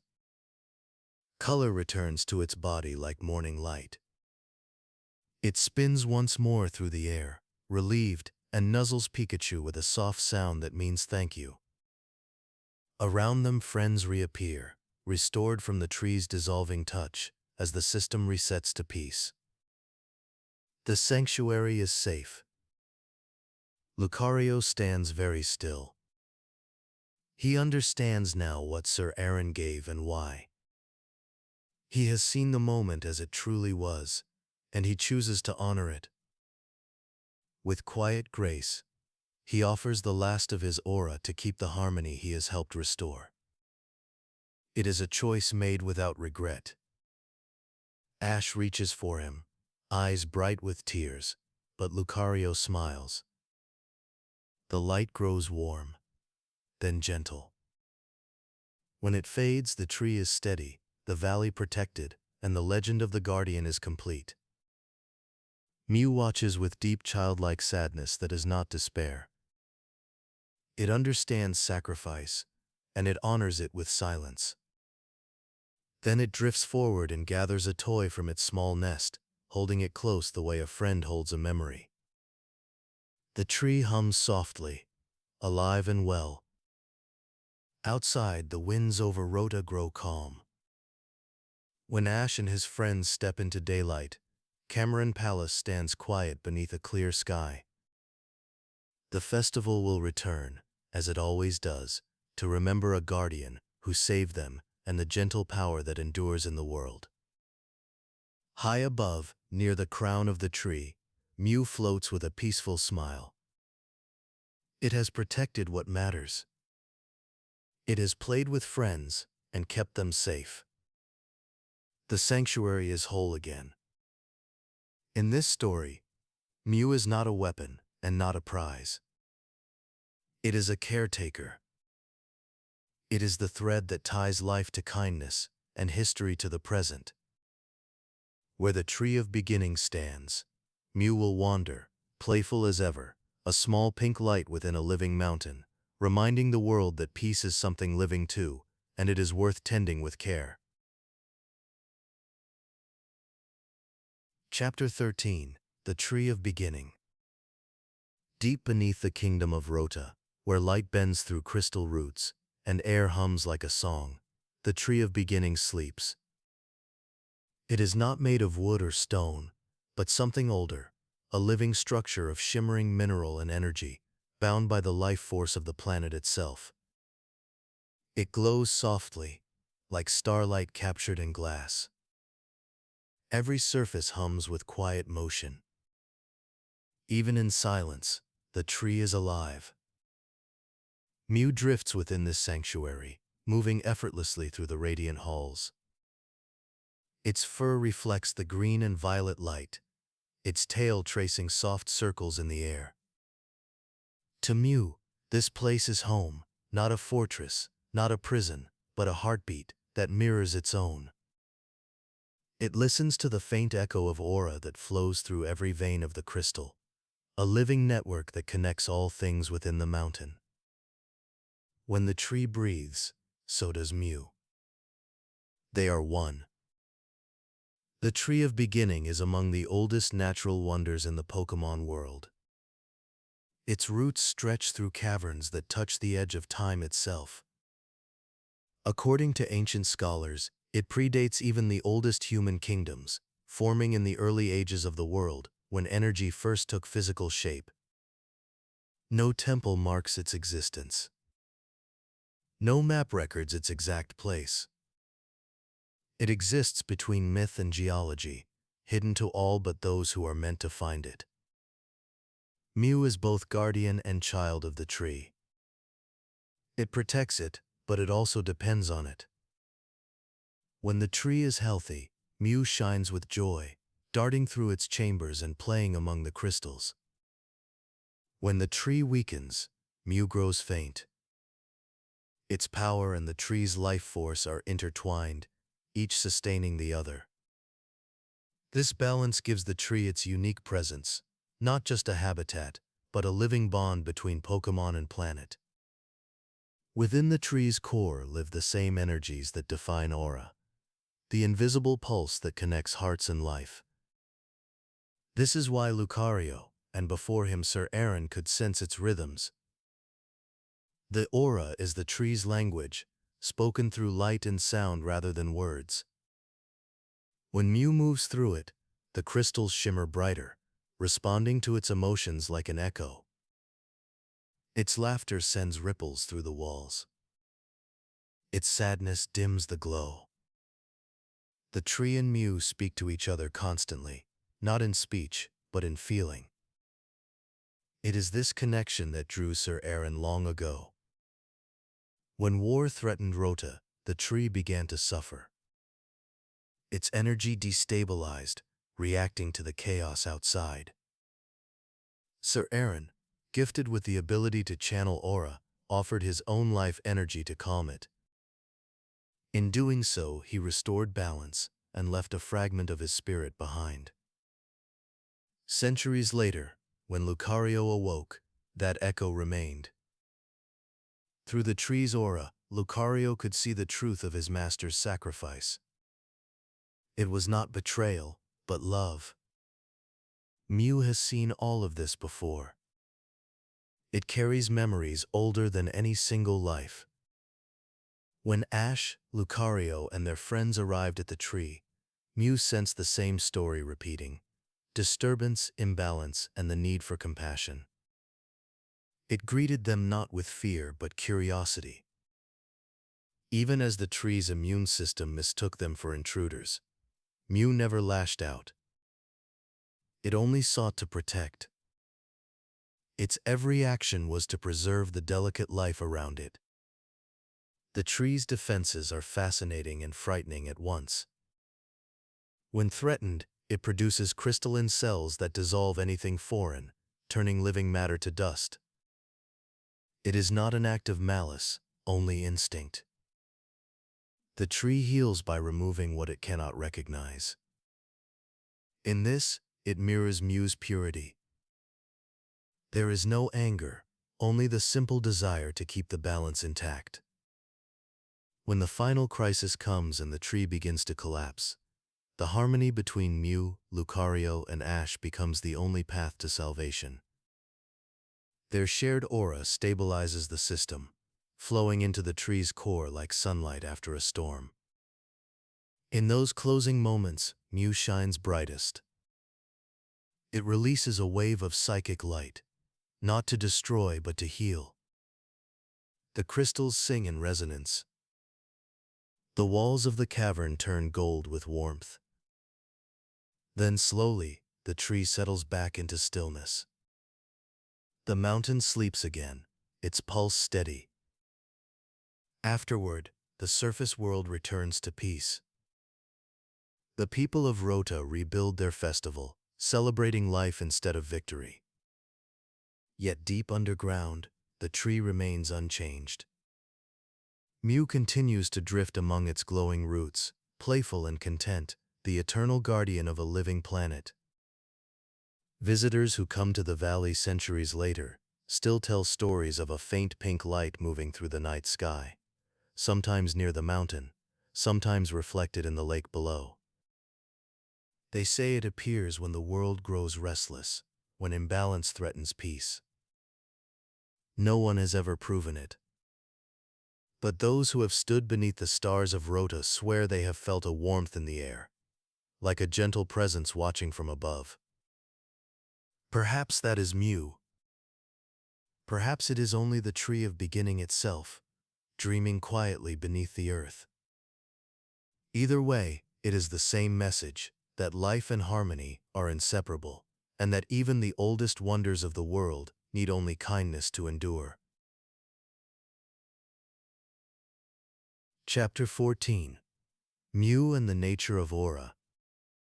When the wind quiets over Rota and the tree of beginning rests once more, a subtle energy lingers in the air, invisible, weightless, yet alive. It is the same energy that once flowed through Sir Aaron, through Lucario, and through every heart that chose kindness over fear. This energy is called aura. In the world of Pokémon, aura is not simply power. It is the current of life itself, the pulse that moves through every living being. It connects one heart to another, carrying emotion and memory. Those who can sense aura do not read minds. They feel truth, the essence of what is real and alive. Mew's relationship to aura is ancient. Long before scientists studied its DNA or classified it as a psychic type, Mew existed as a living channel of that same life force. Its psychic abilities are extraordinary, yet they are not separate from aura. They are expressions of it, refined, playful, and pure. When Mew heals, or when it connects with another creature's thoughts, it does not force control. It simply allows energy to flow as it was meant to. That is the secret of aura. It does not command, it harmonizes. In Lucario and the Mystery of Mew, this harmony is visible everywhere. When Mew glides through the crystal chambers of the tree, the light of the walls pulses in rhythm with its movement. Each flutter of its tail sends soft waves through the structure, as though the tree itself recognizes a familiar friend. When Mew feels joy, the crystals brighten. When it feels pain, they dim. That reaction is aura made visible, the shared breath between Pokémon and the planet itself. Sir Aaron understood this bond long ago. His gift was not magic, but sensitivity. He could hear the world in ways others could not, feel when harmony wavered, and give a part of his own life to restore it. When he calmed the tree centuries before, Mew was there, sensing the same pattern. It watched as he gave his aura freely, not for power, but for peace. It is that same lesson Mew continues to carry, that life's energy must move freely, or it begins to fade. Lucario's story mirrors this understanding. He began his journey filled with anger, convinced that his master had betrayed him. But when he finally felt the truth through aura, The emotion was not betrayal, but love. That realization changes him completely. Through Aura, Lucario sees what Mew has always known, that life is sustained not by strength, but by connection. When Ash joins Lucario in restoring the tree, Mew's aura intertwines with theirs, creating a harmony that saves the mountain. Three beings, one human, one Pokémon of Aura, and one Pokémon of Origin, sharing energy without boundaries. It is perhaps the most beautiful depiction of balance in the Pokémon world. In that moment, species, strength, and creation no longer matter. Only the flow of life does. Many have wondered why Mew, a Pokémon defined by psychic ability, is so closely tied to Aura, a power often linked to Lucario. The answer lies in what both energies represent. Psychic power is the mind reaching outward, exploring thought and possibility. Aura is the heart reaching inward, sensing connection and truth. In Mew, these two become one. It is both the curiosity of thought and the compassion of heart. That union makes Mew not only powerful, but whole. Later in the film, when Mew weakens alongside the tree, its body fades as its aura flickers. That connection shows that aura and life are inseparable. They are one current, one shared rhythm across all existence. When Lucario offers his remaining aura to stabilize the tree, he gives more than energy, he gives understanding. Through that act he continues Mew's ancient duty, to nurture, to restore, to remind the world that every heartbeat matters. Modern researchers in the Pokémon world continue to study aura, trying to measure what can only be felt. Machines can detect electromagnetic fields and psychic waves, but aura remains beyond full comprehension. Some scholars compare it to empathy, others to spirit. The only thing they agree on is that those who can sense it seem to live more peacefully, more attuned to life around them. It is no wonder then that wherever aura is found, Mew's presence is not far behind. Though it rarely shows itself, legends across many regions describe Mew appearing during times of great harmony or sacrifice, when hearts align, when a choice is made for good rather than gain. It is as if Mew responds not to summons, but to sincerity. Perhaps that is why it has remained hidden for so long. It does not need to be found, it needs to be felt. When two lives understand each other, when compassion outweighs power, Mew is already there, unseen but near, gliding through the invisible river of aura that connects all things. In this way, Mew is not just the ancestor of Pokémon. It is the rhythm of life itself, the quiet proof that existence is shared. Every act of kindness, every healed wound, every peaceful silence, is another whisper of Mew's aura moving through the world. And somewhere above, in the calm between stars, the gentle creature floats on, glowing softly, carried by the same current it helped create. Chapter 15, Mew in the Pokémon Ranger series. The air of Fiore smells different from the regions most trainers know. Salt from the sea mixes with the scent of forest moss. Here Pokémon roam freely, untouched by Pokéballs or laboratories. It is a land built on trust, the partnership between humans who guard the environment and the wild creatures that live within it. In this quiet world, Mew's legend has always felt close. The people of Fiore do not call themselves trainers. They are rangers, caretakers of balance, who use no Pokéballs and no captures that last beyond friendship. They protect ecosystems, rescue injured Pokémon, and restore peace when the harmony of nature begins to slip. Instead of battling, they connect through a capture styler, a device that channels empathy and calm. The energy it uses is aura, the same gentle current that flows through all living things, the same rhythm that guides Mew. It is here, in these stories told through the Pokémon Ranger games and specials, that Mew appears again. Not as a test subject or a divine figure, but as the heart of the wild itself. In the first Pokémon Ranger title, players hear rumors of a mysterious Pokémon deep within the jungle relic, a creature said to observe all life from the shadows. When a ranger finally glimpses it, it is never hostile. Mew appears, eyes bright and curious, circling softly through shafts of sunlight. It responds to aura, not to command. Only those whose hearts move in harmony with the world are allowed near. Unlike other legendary Pokémon, Mew does not fight the player. It does not roar or test their strength. It simply watches, a silent guardian, ensuring that the ranger's intentions remain pure. When approached with respect, it joins for a moment, its energy flowing into the styler's aura loop. Then, as quickly as it appeared, it fades back into the trees, leaving behind a calm wind and the sense that the world has approved. In later installments, such as Pokémon Ranger Guardian Signs, Mew's presence becomes symbolic of protection. Set in the Oblivia region, these stories describe ancient Pokémon who once safeguarded the balance between land and sky. Among them, Mew is remembered as a messenger of renewal, appearing whenever life needs to heal. Rangers tell stories of seeing it after storms or when damaged habitats begin to bloom again. It never stays long, only long enough to ensure that balance has returned.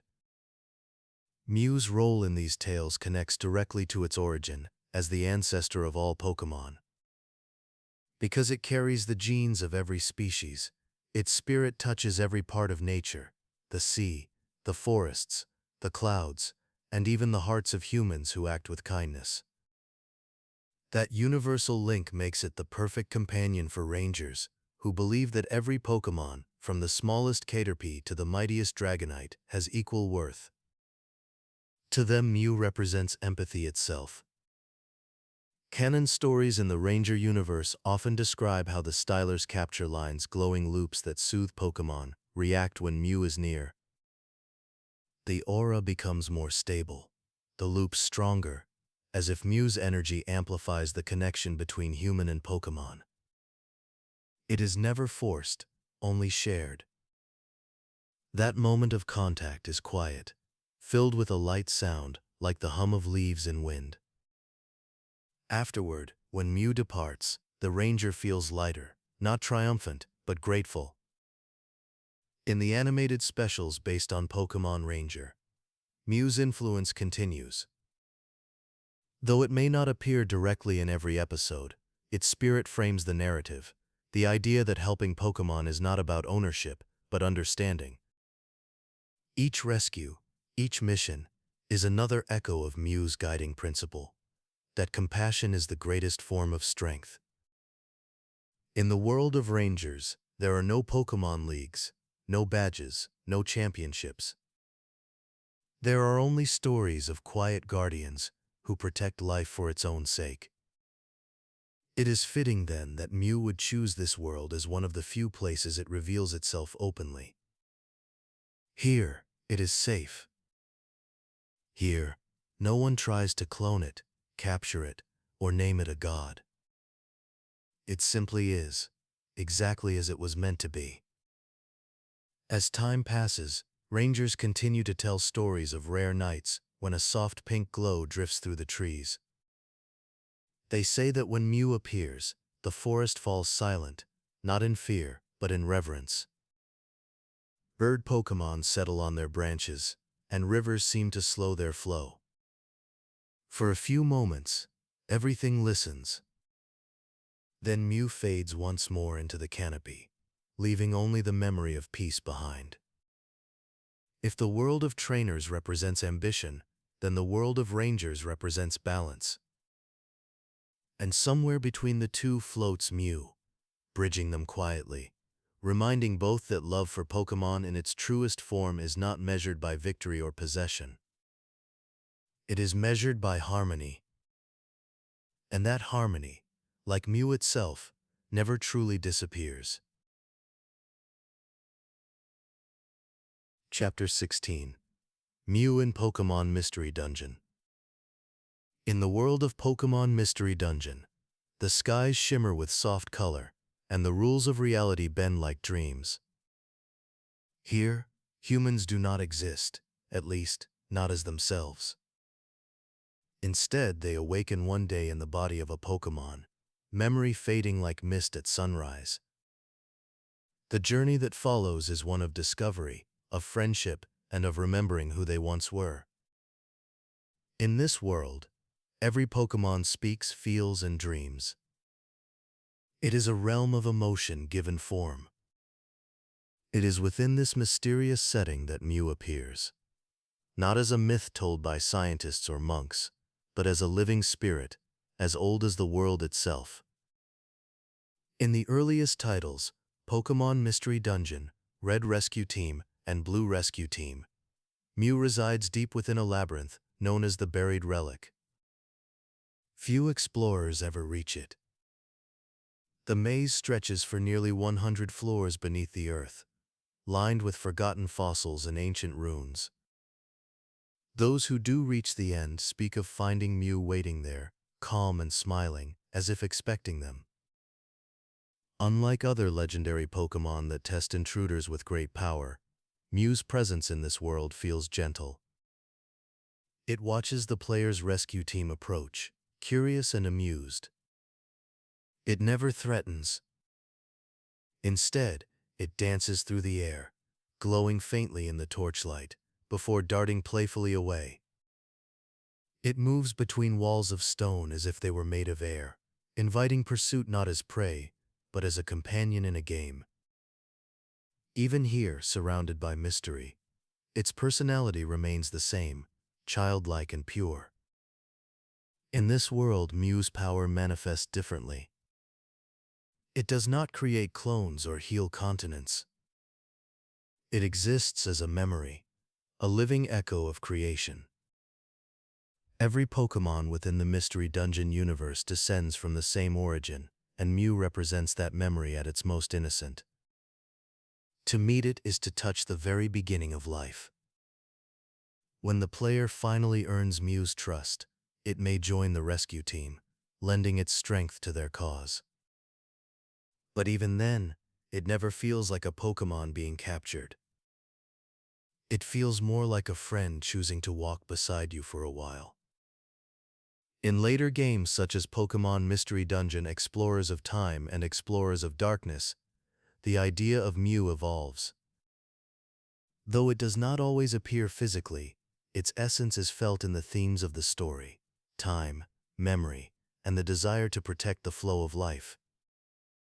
The characters speak often of the world's beginning, of forces that govern history and change. Whenever balance begins to falter, a faint presence seems to guide events back toward harmony. Many players and fans believe that this unseen influence is Mew's aura, quietly shaping fate from afar. Canon materials from the Explorers series include references to Mew's connection with the species Mewtwo and the flow of time itself. According to ancient texts found in the game, Mew's DNA is the first pattern from which all others evolved, and the world's time gears, objects that keep time flowing, may resonate with that same energy. It suggests that even across different worlds and eras, Mew's life force is universal, a shared current that threads through all existence. Mew's portrayal in Mystery Dungeon also captures a rare tenderness. In a world where every creature speaks and feels, Mew embodies curiosity without fear. When it meets the player, it does not ask who they were before they became a Pokémon. It only sees who they are now. To Mew, the past and present are not separate. They are the same song sung in different keys. The developers behind these games often spoke of wanting to explore empathy, what it feels like to be the Pokémon themselves. Mew's inclusion fulfills that perfectly. It represents life before words, before division, before the need to categorize power or rarity. Its laughter in the buried relic echoes that freedom. And when it finally joins your team, floating quietly behind as you explore dungeons and rescue others, it feels like the world itself has joined you. Even outside the story, the way Mew behaves inside the game world is unique. When it follows you, it occasionally spins or hums a soft note, a musical gesture of joy. It doesn't battle aggressively. It moves with calm precision, almost like a caretaker rather than a warrior. If it faints, it reappears in the wild again, never lost, a reflection of the idea that life renews, that beginnings never truly end. Players often describe encountering Mew in these games as a moment of quiet peace. After endless floors of danger, hunger, and challenge, they find a space filled with light, and there it is, smiling, as if waiting to remind them why they began the journey in the first place. Mew's presence turns the endless maze into something meaningful. It reminds the explorer, and perhaps the audience as well, that the goal was never conquest, but connection. In the end, Mew leaves the same impression it always has, a sense of calm joy. Whether as myth, guardian, or memory, it remains the purest reflection of life's simplicity. Within the dreamlike world of Mystery Dungeon, where Pokémon speak and souls remember what science forgets, Mew feels perfectly at home. A gentle wanderer in a world of living stories, reminding all who meet it that beginnings never fade, they only change shape and continue on. Chapter 17. Secrets Hidden in the Games. Long before Mew appeared in movies or manga, it was hiding quietly inside a Game Boy cartridge. Not in a forest or a cave, but in lines of code, invisible to anyone who didn't know where to look. For many years it was the Pokémon that wasn't supposed to exist. In the spring of 1996, when Pokémon Red and Green first released in Japan, there were 150 Pokémon listed in the Pokédex. And then there was one more. Number 151. Mew. It wasn't meant to be there. According to official accounts from Game Freak's developers, the game's storage space was completely full.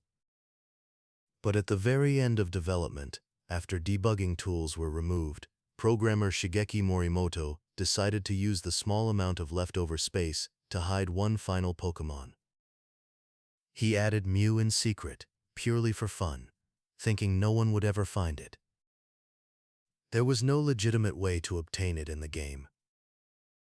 No location, no event. It was simply tucked away, a ghost in the machine.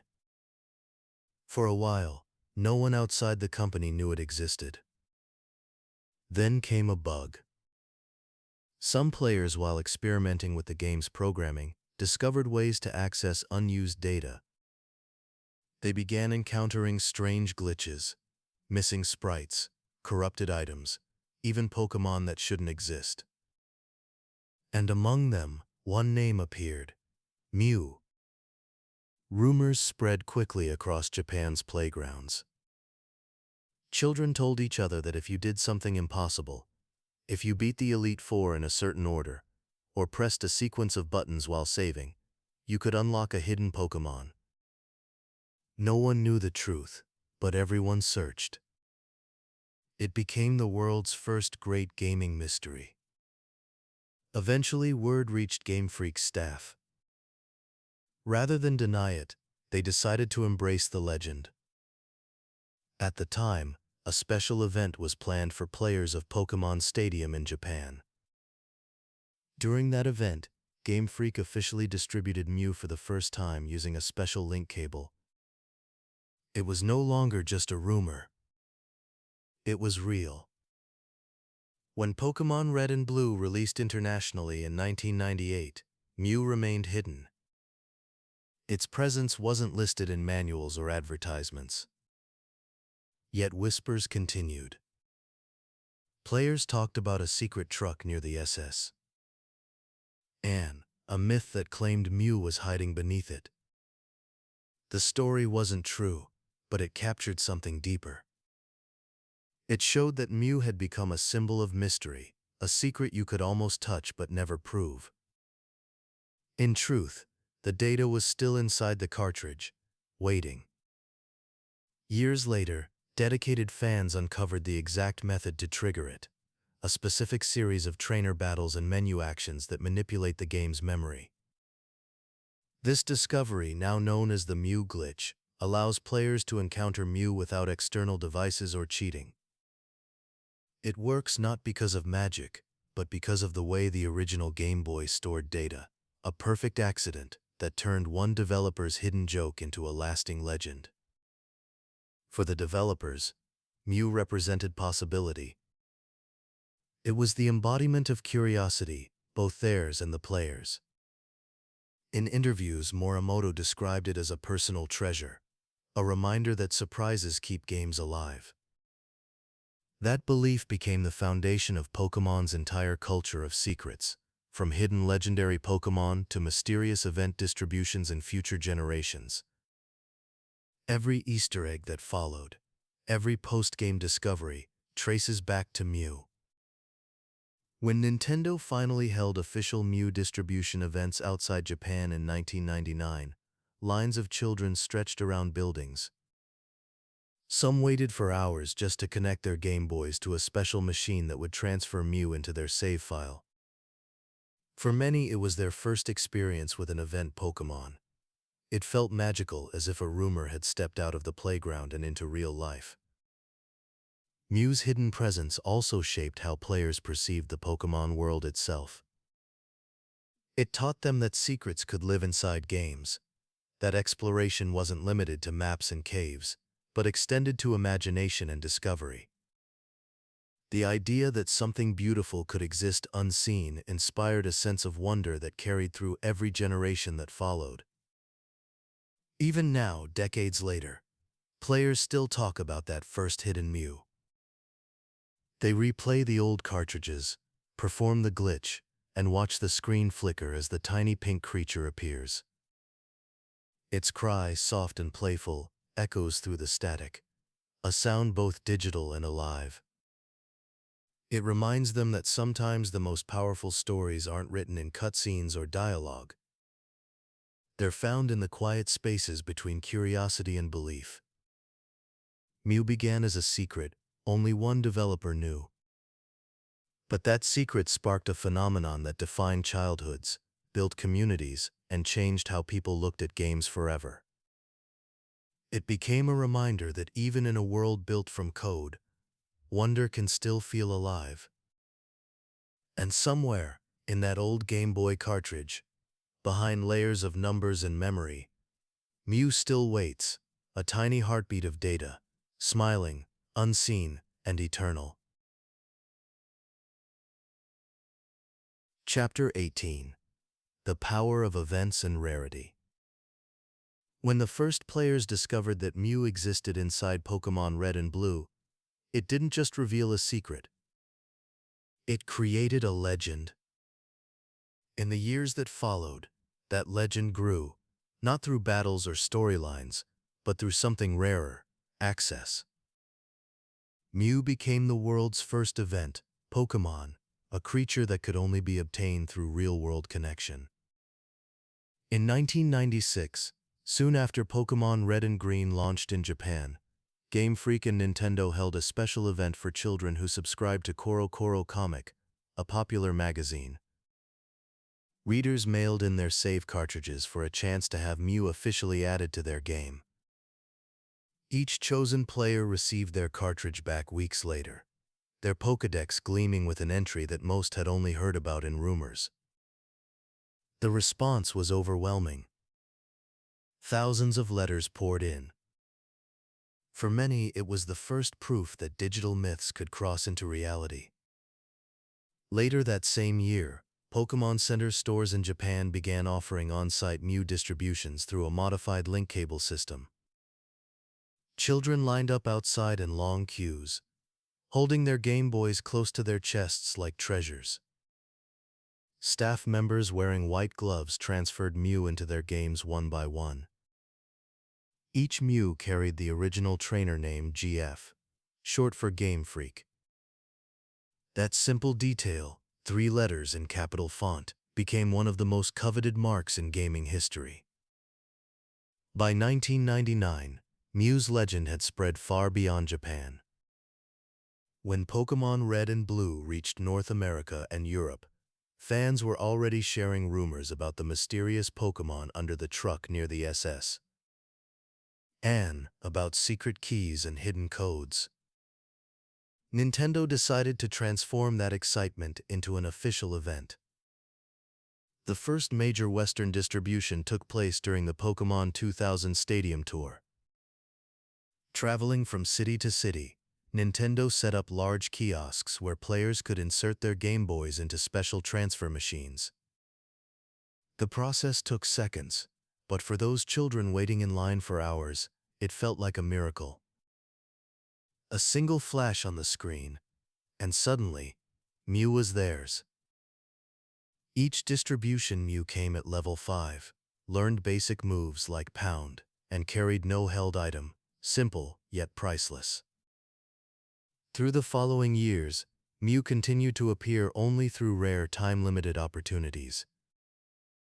In the early 2000s, special discs for Pokémon Stadium, Pokémon Snap, and Pokémon Emerald in Japan allowed new transfers, each with slight differences in ID number or moveset. Collectors studied these details carefully, tracing the lineage of each official Mew. Some had unique ribbons, others had specific trainer names that revealed which event they came from. Owning one wasn't just about gameplay. It was about holding a piece of history. As technology evolved, so did Mew's method of travel. During the Game Boy Advance and Nintendo DS eras, new systems like wireless trades and Nintendo Wi-Fi connection made global events possible. Players who connected to special servers during limited weeks could receive Mew directly through Mystery Gift. Even then, the tradition of rarity remained. Mew was never a simple reward, it was always an occasion. Each generation reintroduced Mew with care. In Pokémon Emerald, the event on Faraway Island could only be unlocked using the old Sea Map, a Japanese exclusive item distributed during the Pokémon Festa 2005 event. That Mew could be seen running playfully through tall grass, forcing players to sneak up slowly so as not to startle it. It wasn't a battle of strength, but of patience. A moment designed to feel like meeting a wild animal, free and intelligent. In later years, Game Freak honored its legacy with anniversary events.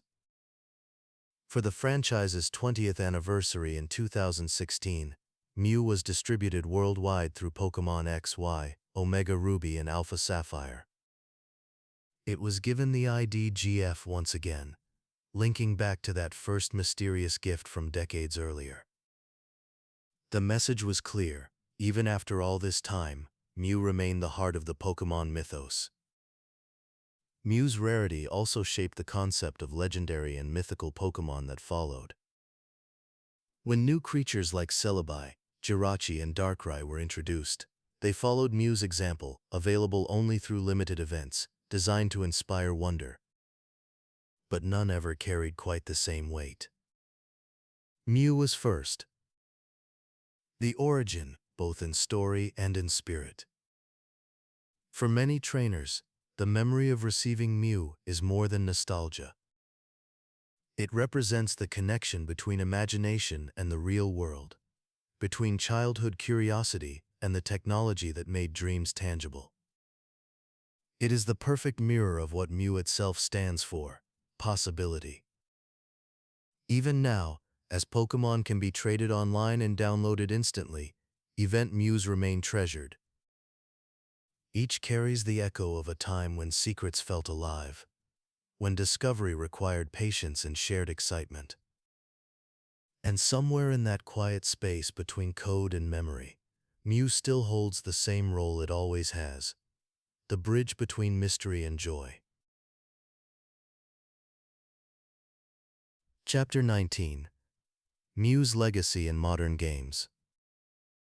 Time has a way of turning secrets into traditions. What was once a whisper on playgrounds became a story told from one generation to the next. And through every new console, every region, and every technological leap, Mew has remained, not as a forgotten relic, but as a small bright thread that still connects the modern Pokémon world to its beginning. When Pokémon Go arrived in 2016, the world rediscovered the same sense of wonder that once surrounded Mew's mystery. Millions of players stepped outside to find Pokémon living within their own neighborhoods. Yet one Pokémon was absent, unseen, uncatchable, and the subject of rumor once again. Mew. It wasn't until the Mythical Discovery Special Research Quest in 2018 that Mew finally revealed itself to players. The quest unfolded slowly, asking trainers to explore, evolve, and bond with their Pokémon in meaningful ways. It was not a random encounter. It was a journey. Each step mirrored the curiosity and patience that had always defined Mew's legend. And when players finally completed the final task, a soft swirl of light filled the screen. Mew appeared, floating gently against a cosmic backdrop, turning invisible and reappearing in play. It was more than a reward, it was a reunion. For many, this was their first Mew. Unlike event distributions of the past, every player could earn it through exploration and care, reflecting Pokémon's evolving philosophy that connection should come through experience, not exclusivity. Yet even so, the moment carried the same emotion that children once felt decades before when they held their Game Boys to a transfer machine. It was the same creature, playful, elusive, timeless. In Pokémon, Let's Go Pikachu. And Let's Go Eevee. Released in 2018, Mew returned once more, this time through a modern accessory called the Pokéball Plus. Players who purchased the device could connect it to their game to receive Mew as a special partner. This feature echoed the spirit of the earliest event distributions. Once again, Mew arrived through a real-world link, a physical bridge between the player and the game world. And as before, it appeared at level 1, symbolizing beginnings. In these remakes of the original Kanto story, Mew's presence felt poetic. Here, in the same forests and cities where players first learned its name, it floated once again beside Pikachu or Eevee, gentle and cheerful. No longer hidden in code or confined to events, it was finally free, as if the game itself had come full circle. When Pokémon Sword and Pokémon Shield released in 2019, Mew's arrival reflected the new era of connectivity. Players who linked their games with the Pokéball Plus, even one that had previously stored Mew from Let's Go, could summon it directly into the Galar region. It could join battles, Dynamax alongside allies, and participate in raids. Yet even with these modern powers, it remained humble, a level 1 Pokémon, capable of learning any move, still carrying that same childlike energy it always had. Later, in Pokémon Home, the cloud-based storage service that united generations of games, Mew found yet another form of immortality. Through this system, trainers could preserve Mew from past titles and move it forward into future ones, creating an unbroken chain of companionship spanning decades. A Mew caught on a Game Boy in the late 90s could, in time, live within a Nintendo Switch cartridge, a feat that few games in history can claim. Even in Pokémon Scarlet and Violet, Mew's legacy continues. In 2023, the Pokémon Company released a special global event titled Get Mew and Mewtwo. Players who entered a unique code received a personal Mew, each with random Terratypes and individual personalities. This meant that no two Mew were exactly alike. Each was unique, echoing the concept that all life, even one created from the same origin, carries its own individuality. Soon after, a special Terra Raid event allowed players to battle and capture Mewtwo, reuniting the two legendaries once again after so many years. Even now, that story continues to mirror the balance between creation and compassion that began in the very first movie. Across all these modern appearances, one truth has remained unchanged. Mew is never simply given. It is experienced. Whether through a hidden quest, a global celebration, or a physical device, players always meet Mew through acts of curiosity and care. That continuity from secret code to global connection defines its legacy more than any statistic or moveset. For the new generations who discover Pokémon on modern screens, Mew stands as a living memory. It reminds them that behind every new feature and every vast digital world, there still lies that same quiet wonder. The idea that somewhere beyond the edge of what we can see, a small pink Pokémon floats unseen, smiling, waiting to be found once again. In this way, Mew's story has never truly changed. It began as a secret and became a celebration. And even now, as technology evolves and the Pokémon world grows larger, Mew remains what it has always been, the gentle heartbeat at the center of it all. Chapter 20. Mew's role in the trading card game. When the Pokémon trading card game first arrived in the late 1990s, it turned imagination into something you could hold.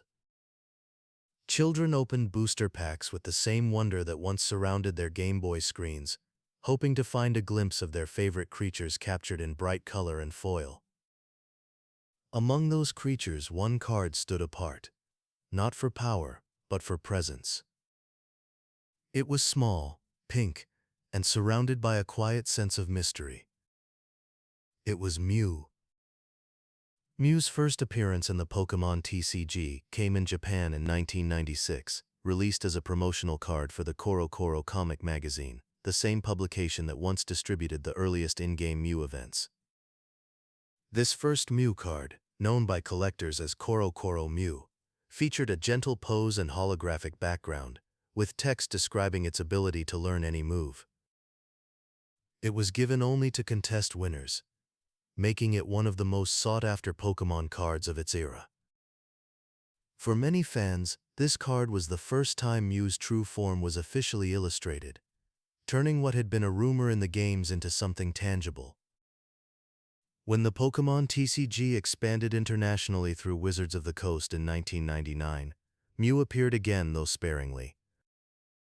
Its first English-language release came as the Ancient Mew card, a promotional giveaway for the theatrical release of Pokémon the first movie, Mewtwo Strikes Back.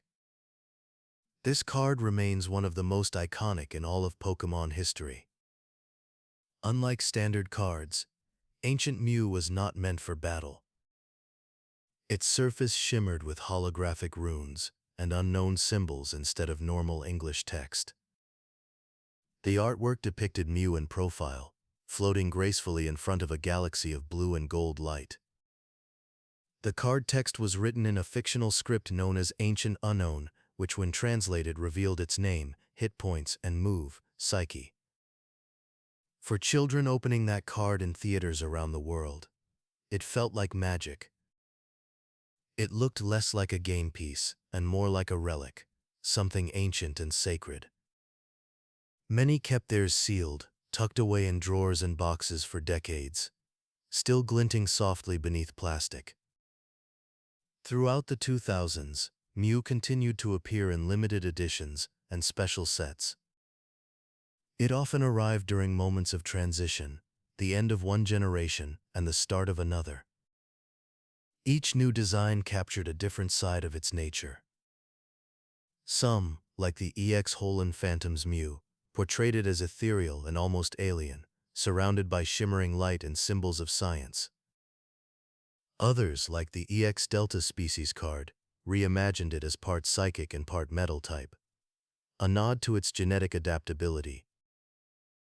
Each card told a small story, reflecting how Mew's image shifted from mythical to universal, always existing between creation and curiosity. In the 2010s, as the Pokémon TCG grew into one of the world's most popular trading card games, Mew continued to evolve visually. The Mew X card from Dragons Exalted in 2012 captured its grace in motion, a swirl of blue energy surrounding its small frame, with the ability Versatile, allowing it to copy any move of any Pokémon in play. This mirrored Mew's canonical ability to learn any move, blending the game's mechanics with its lore perfectly. Later, during the Sun and Moon era, Mew appeared in the Shining Legends expansion. This time, the art depicted it glowing with radiant light, eyes closed in meditation, surrounded by a halo of gold. Its move Legendary Guidance allowed it to summon energy cards from the deck, a peaceful, supportive role rather than an aggressive one. It symbolized Mew not as a weapon or fighter, but as a guide. The name Shining Mew fit perfectly, a reminder that power can also mean illumination. In recent years, Mew returned yet again with the Fusion Strike set of 2021. The Mew V and Mew V Max cards depicted it alongside a surge of futuristic color, its psychic energy now tied to the concept of connection, the fusion between trainers and Pokémon, between players across the world. In both gameplay and art, it embodied adaptability. Even as the TCG advanced into new mechanics and technologies, Mew remained timeless. For collectors, each version of Mew tells a chapter of its legacy. The original Koro Koro card represents mystery. The ancient Mew card stands for myth. The modern VMAX cards represent evolution and unity. Across every era, its image has never been one of aggression or fear. It is always soft, peaceful, and radiant, the embodiment of calm curiosity. In the world of the Pokémon TCG, where battles unfold through paper and imagination, Mew has always served a different purpose. It reminds players of where it all began. It invites them to pause between turns, to appreciate the wonder printed in ink and foil. And whether sealed in a theater pack or shimmering on a modern playmat, Mew remains what it has always been, a symbol of beginnings, connection, and quiet joy that continues to drift through every deck, every collection, and every memory that Pokémon has ever touched. Chapter 21: Mew and Mewtwo reunited in modern media. Stories never truly end. They change shape, just as Mew does. From its earliest days hidden in pixels to its graceful flight across silver screens, Mew's story continues to evolve. And whenever Mew returns, Mewtwo is never far behind. Their fates remain intertwined, two sides of a single mystery that still defines the soul of Pokémon. The earliest reappearance of both came not in film, but in battle. When Super Smash Bros. First released in 1999 for the Nintendo 64, Mew became one of the game's rarest characters, not a fighter, but a special appearance. It emerged from Pokeballs only on rare occasions, gliding gently across the stage and releasing a flurry of psychic power before vanishing. Its arrival was fleeting, like a blessing. Later, Mewtwo would join the roster in Super Smash Bros. Melee, becoming a playable fighter whose movements mirrored his aura-driven strength. Mew and Mewtwo, appearing in the same crossover game, one serene, one fierce, reflected perfectly what they had always represented: creation and consequence, peace and power, parent and child. Years later, their shared story was reborn in Pokémon Mewtwo Strikes Back: Evolution, a full 3D remake of the original 1998 film. Released first in Japan in 2019 and globally through Netflix in 2020, the film recreated the events of Mewtwo Strikes Back shot for shot, with modern animation and renewed emotional clarity. The story remained unchanged. The cloning experiments, the battle on New Island, Ash's sacrifice, and Mewtwo's realization that life's value is not defined by birth. Yet the visual retelling added a new warmth. Mew's fur glowed softly in the morning light, its expressions more detailed and tender. Every tilt of its head and gentle movement of its tail emphasized innocence.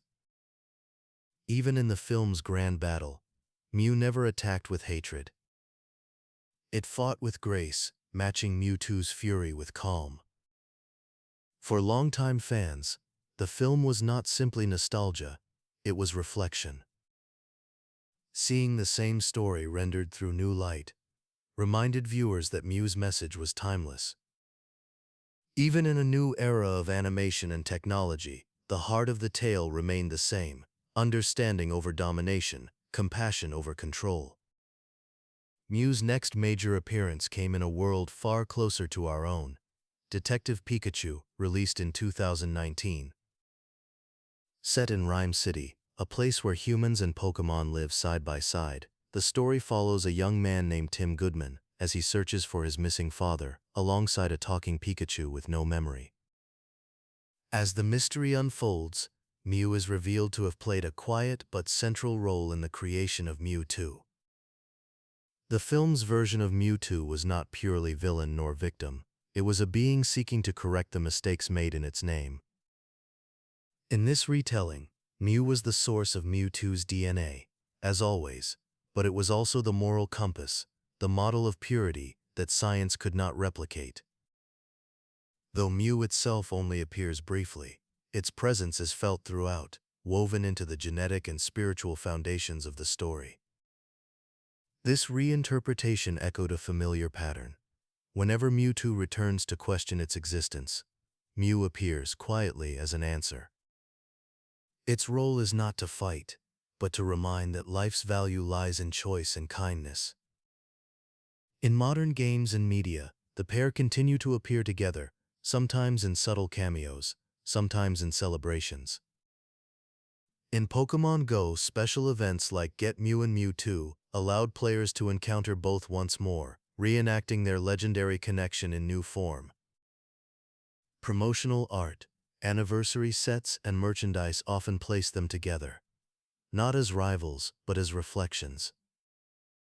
Mew drifts weightless beside Mewtwo's stillness, the two balanced in design and spirit.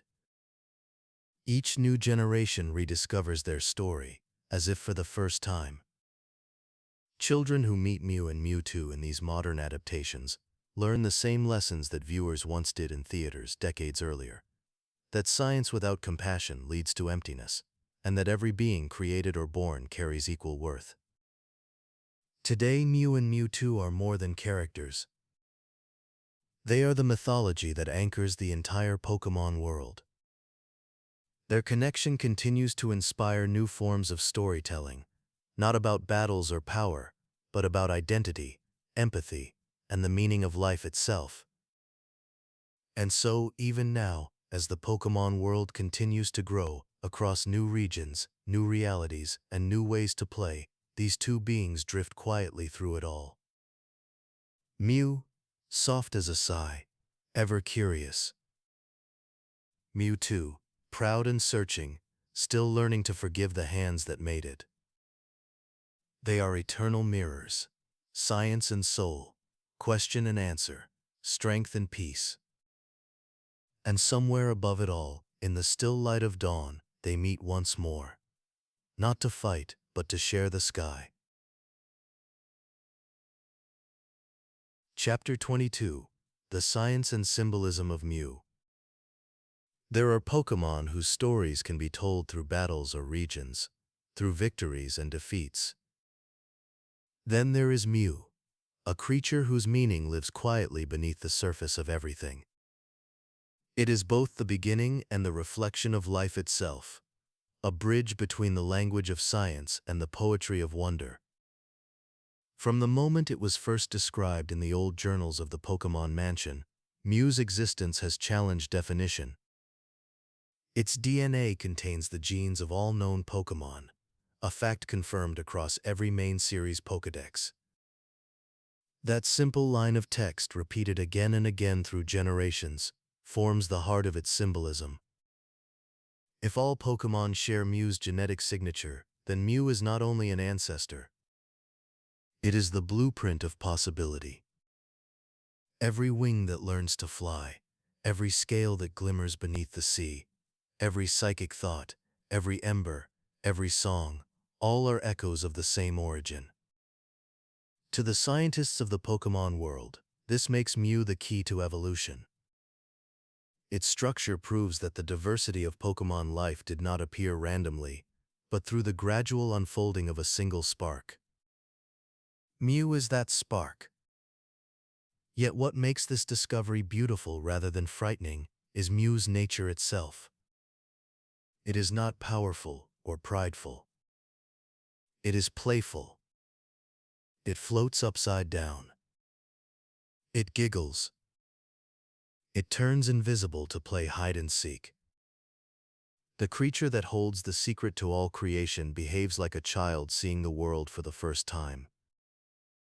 In that innocence lies its greatest symbolism.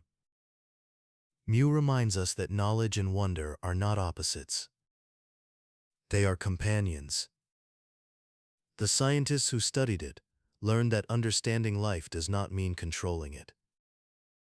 When they forgot that lesson, they created Mewtwo, proof that intellect without humility leads to imbalance. Yet even that act of hubris became part of the same story, because Mewtwo's eventual awakening restored the meaning Mew carried all along. Life's value cannot be engineered. It must be lived. Across interviews, Game Freak's creators have spoken about this intention. Ken Sugimori, who designed Mew's delicate form, once said he wanted it to look like something at the end of evolution and also the beginning. Its design is minimal, smooth lines, no armor, no aggression, a body that could become anything. That simplicity mirrors the idea that every Pokémon and every person begins as potential, waiting to grow through experience and kindness. The other half of Mew's symbolism lies in balance. In nearly every story where it appears, Mew exists to restore equilibrium when the world leans too far toward chaos. In Mewtwo Strikes Back, it returns to calm the storm created by science. In Lucario and the Mystery of Mew, it heals the wounded tree of beginning. In the Mystery Dungeon worlds, it guides lost souls through dungeons of memory. It does not act out of duty or prophecy, but because peace is its natural state. Where Mew drifts, harmony follows. Even its ability to learn every move has meaning beyond mechanics. It represents empathy, the capacity to understand all others. To learn a move is to understand a way of being, to breathe fire, to swim, to fly, to feel electricity and stone and wind. Mew can do all of these things because it contains all life within itself. It becomes whatever the world around it needs. That adaptability is not conquest, it is compassion. The relationship between Mew and humanity is also symbolic. Throughout history, humans in the Pokémon world have sought to understand where life began. Some look to Arceus, the original one, who shaped the universe. Others look to Mew, the child of that creation, who brought life to the earth. If Arceus is the act of creation, Mew is the living breath that followed. Together they form the beginning and the heartbeat of all existence. Even today, the stories continue to echo the same lesson, that creation should inspire gratitude, not control. Scientists still study Mew's genes, artists still paint its likeness, and children still dream of seeing it. It is the one Pokémon that belongs equally to science and to spirit, proof that the search for knowledge and the search for meaning are the same journey viewed from different sides. To see Mew is to glimpse possibility itself. The idea that life, no matter how complex or simple, began with curiosity and play. It is not a deity to worship or a weapon to fear. It is a reminder that even the smallest creature, moving lightly through the sky, can hold the wisdom of the universe simply by existing with joy. And so Mew endures, gentle and bright, floating through worlds of science and story alike, a single note of laughter that ties the beginning of life to everything that came after. Chapter 23: The Mythical Family, Mew, Mewtwo, and Beyond. Every great story begins with a whisper, and in the Pokémon world, that whisper was Mew. From the moment its pink tail curled through the skies of Kanto, Mew became more than a character. It became an idea that somewhere beyond what we can see, there are Pokémon that live between science and legend, between reality and dream. They came to be known as Mythical Pokémon. The word mythical itself was first used to describe Mew. In official classifications, mythical Pokémon are those that cannot be found through ordinary gameplay. They exist beyond maps and encounters, appearing only through extraordinary events, often with mysterious powers connected to nature or time. This idea that some Pokémon belong not to regions but to wonder itself began with Mew. When Pokémon Gold and Silver arrived, a new mythical Pokémon appeared to carry Mew's spiritual legacy forward. Its name was Celebi, the guardian of the forest and traveler of time. Like Mew, Celebi was small, peaceful, and deeply connected to life's balance. Its wings shimmered with light, and it arrived only when the natural world was in harmony. In many ways, Celebi became the next step in Mew's story, not as a descendant, but as another facet of the same essence. If Mew represented the beginning of life, Celebi represented its continuity. Where Mew created, Celebi preserved. In the following generations, the pattern continued. Each new mythical Pokémon carried a single profound theme, something larger than the battles they might fight. Jirachi, introduced in Pokémon Ruby and Sapphire, slept for 1,000 years and awakened to grant wishes. It embodied hope and human desire, reflecting the same gentleness found in Mew's curious heart. Manaphy, the mythical Pokémon of the sea, represented kinship, a creature born from ocean currents that could form bonds with any being it met. Its ability to connect with others echoed Mew's universal empathy. Over time, the mythical Pokémon began to form a lineage not of blood but of spirit. Each one reflected a different part of what Mew symbolized. Victini brought victory and inspiration. Darkrai guarded dreams from despair. Shaymin healed the earth. Meloetta carried music, a literal harmony.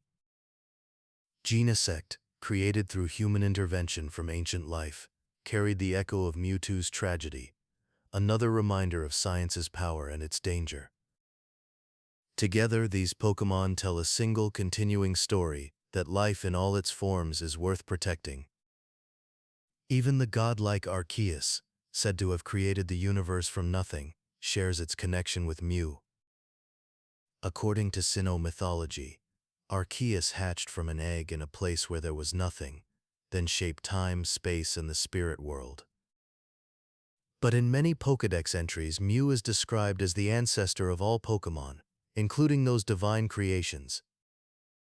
The relationship between Arceus and Mew has never been fully explained, and that mystery is intentional. If Arceus is the origin of existence, Mew is the origin of life within it. They coexist like thought and heartbeat, one setting the rules of reality, the other filling it with motion. Among the mythical Pokémon, Mew remains the constant reference point. Every small, curious, and emotionally gentle mythical creature that followed from Phione to Hoopa, from Zarude to Majerna, carries traces of Mew's design. Round faces, soft colors, and childlike expressions echo its appearance. Their stories, too, follow the same rhythm: isolation, discovery, and acceptance. It is as though each new mythical Pokémon mirrors one emotion born from Mew's original story: curiosity, empathy, forgiveness, joy. What makes these beings unique is their connection to the human heart. They rarely exist for battle alone. Instead, they test compassion. Trainers who meet them are often faced with choices to help, to understand, or to believe. Mew began that tradition by appearing only to those pure of heart. That idea became the foundation for all mythical encounters. These Pokémon do not simply appear, they reveal themselves when kindness is shown. Even within design documents, this pattern holds true. Game Freak's artists have explained that mythical Pokémon are meant to feel approachable, mysterious, yes, but not frightening. They are small enough to hold, soft enough to trust. Each one, in its own way, is a reflection of Mew's essence, the simplicity of wonder. Through the decades, Mew has become the quiet matriarch of this mythical family, the first light in a constellation that continues to grow. Every new mythical Pokémon carries a spark of its spirit, a reminder of the same truth that began in the jungles of Guyana and in the dreams of players around the world, that creation is not the end of the story, but the beginning. And somewhere far above, Mew still floats through the skies, watching its distant kin. Celebi crossing time, Jirachi waking from slumber, Manaphy swimming through tides, Arceus shaping new worlds. Each of them different, yet all connected by the same gentle light. The light of the first heartbeat, the one that started it all. Chapter 24. Mew in Popular Culture and Collective Memory. There are Pokémon that people recognize instantly, and there are Pokémon that people remember. Mew belongs to the second kind.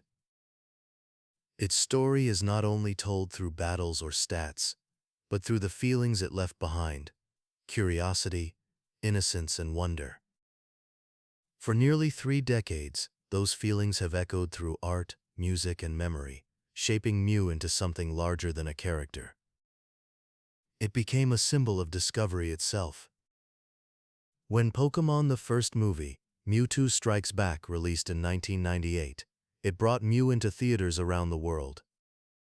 Children filled the seats holding popcorn in one hand and trading cards in the other.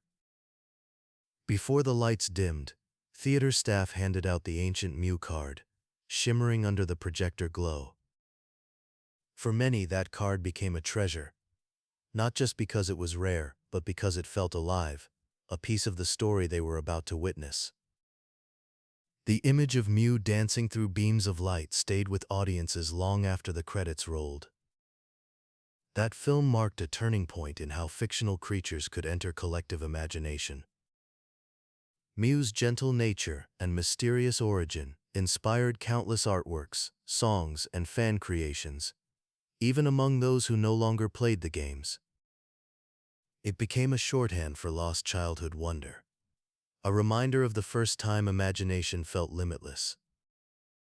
Even now, in quiet corners of the internet, people still share their stories of that movie, of trading cards under the glow of vending machines, of believing that Mew might really be hiding somewhere in their cartridge.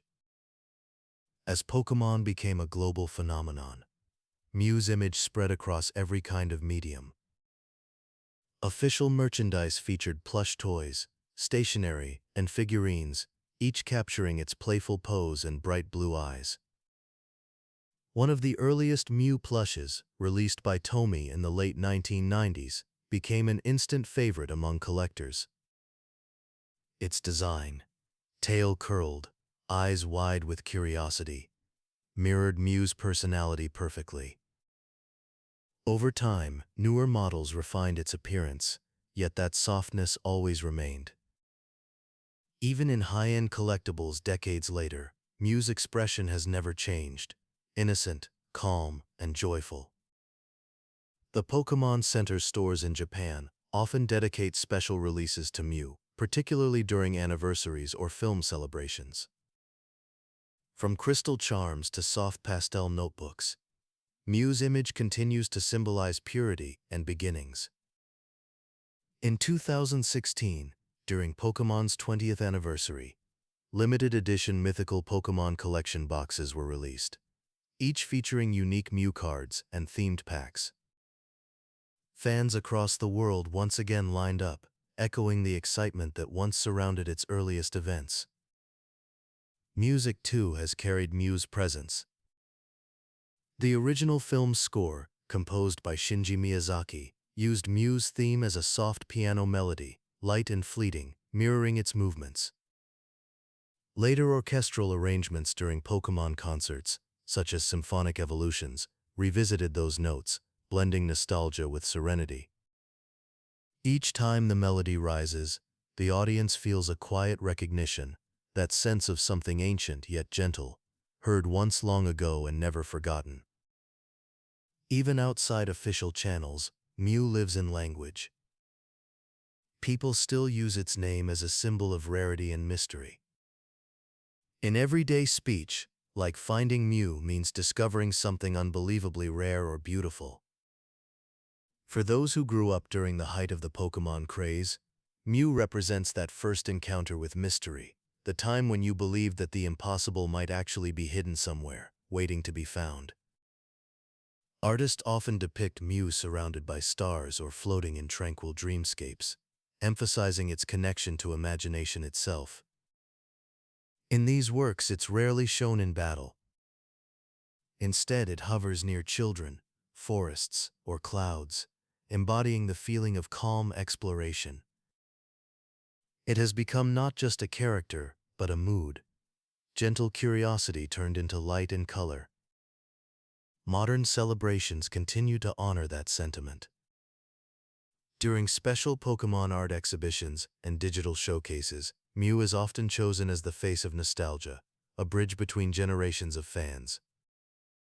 Parents who once hunted rumors of Mew now bring their children to meet it in new games and events. The cycle repeats, softly, just as it was meant to.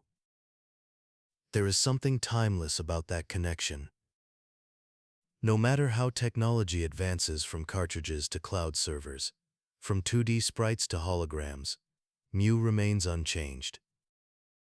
It still drifts above the world, smiling, curious, unseen but felt. The same wonder that once filled classrooms and playgrounds still hums in its name. For many fans, Mew's legacy is personal. It represents a part of themselves, the child who once believed in secrets, in hidden caves, in kindness as strength. When they see it now, they don't just remember Pokémon, they remember that feeling of discovery, of staying up late under lamplight, of believing the world was full of mysteries waiting patiently to be found. And perhaps that's why Mew endures. It isn't just the ancestor of Pokémon. It's the ancestor of imagination, the soft reminder that wonder never disappears, it only grows quieter with time, waiting for us to notice it again. Chapter 25. The Philosophy of Curiosity, What Mew Teaches Us.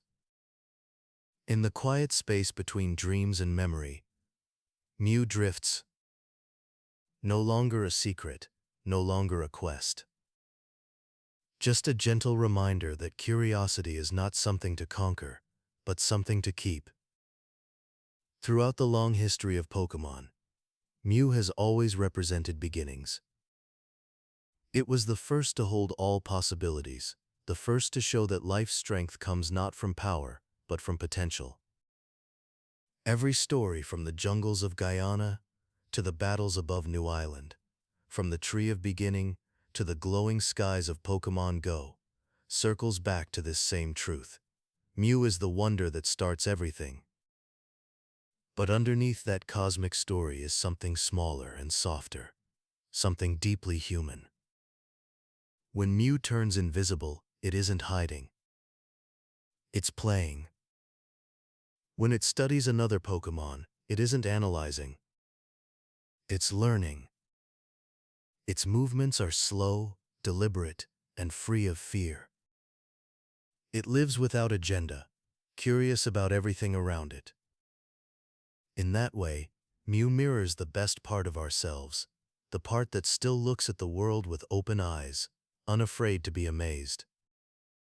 From the moment scientists discovered its fossilized eyelash in the Pokémon Mansion, they treated it as the key to all life. They wanted to replicate perfection. But the more they tried to control it, the further they drifted from what Mew represented. Its gift was never about knowledge alone. It was about joy, the simple joy of existence. Even when Mewtwo, its clone, rose in anger and confusion, Mew's response was compassion. It fought not to win, but to teach. That compassion turned conflict into understanding, and Mewtwo's despair into peace. That is what Mew teaches us, that curiosity and empathy are not opposites, but twins. Curiosity asks, "What if?" Empathy answers, "I understand." Together they create connection. Every trainer who has ever met Mew, in games, in films, in dreams, has walked away feeling calmer, not triumphant. Mew doesn't reward victory. It rewards stillness. To encounter it is to realize that life itself is the rarest treasure. Its ability to learn any move isn't a symbol of power, it's a metaphor for understanding. Mew can learn the songs of birds, the roars of dragons, the stillness of stones. It embodies the idea that to truly know the world, we must learn to see through many eyes. Every move it learns, every creature it imitates, is another act of empathy, the ability to meet life on its own terms. In a universe filled with battles, rivalries, and ambitions, Mew reminds us of something quieter. That curiosity can exist without control. That creation can exist without ownership. That to be alive is already enough. Its laughter, its soft tail sweeping the air, its way of appearing only when the heart is open, these are the small, sacred gestures of peace that define its nature. Even in modern media, as technology advances and worlds grow larger, that same philosophy remains at Mew's core. In every remake, every anniversary, every rediscovery, Mew arrives not as a spectacle, but as a whisper. It returns to remind both trainers and scientists, and perhaps us too, that wonder should never be lost, no matter how much we think we've learned. And so, Mew's story is not really about Pokémon at all. It's about the spark that begins every story, the small moment of curiosity that leads us to explore, to create, and to care. Whether we're catching our first Pokémon, opening our first pack of cards, or simply watching the stars, Mew is there, unseen but present. A soft reminder that the search for understanding is endless, and that the joy lies in the searching itself. Somewhere above the clouds, the tiny creature floats once more. Its eyes are calm, its tail drifts like a ribbon, and the world below glows softly in moonlight. It looks down, curious as ever, watching as countless new trainers begin their own journeys. Perhaps one of them will find it. Perhaps none will. But Mew doesn't mind. It knows the real magic isn't in being found, it's in inspiring the search. And so, as the night grows still and the stars shimmer over the quiet world of Pokémon, we are left with that same gentle feeling. The understanding that all stories, no matter how vast or mysterious, begin with curiosity. And that somewhere, floating in peace, the first heartbeat of life still hums softly, small, pink, and smiling. Mew, Chapter 26. Mew in the Pokédex of Every Era. Every age in the Pokémon world has its own way of understanding wonder. What once began as rumor and myth gradually became research, and over time, the Pokédex, that glowing encyclopedia in every trainer's hand, has become a record of both discovery and belief. Few Pokémon reflect that journey better than Mew. Each new entry, from Kanto to Paldea, reads like a fragment of humanity's ongoing conversation with the unknown. In the earliest Pokédex, created by Professor Oak for trainers in the Kanto region, Mew's description was simple, almost reverent, so rare that it is still said to be a mirage. Even then, the scientists of Oak's generation were uncertain whether Mew truly existed.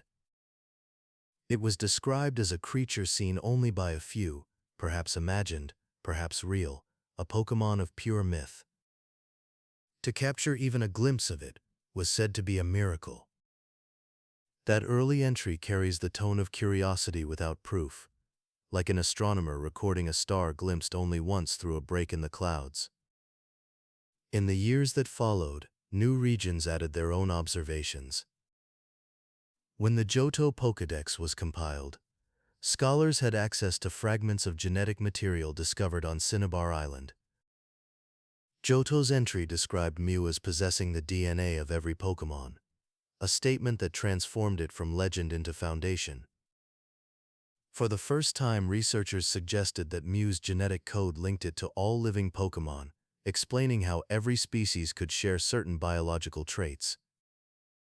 What had once been mystery became the first scientific theory of Pokémon evolution.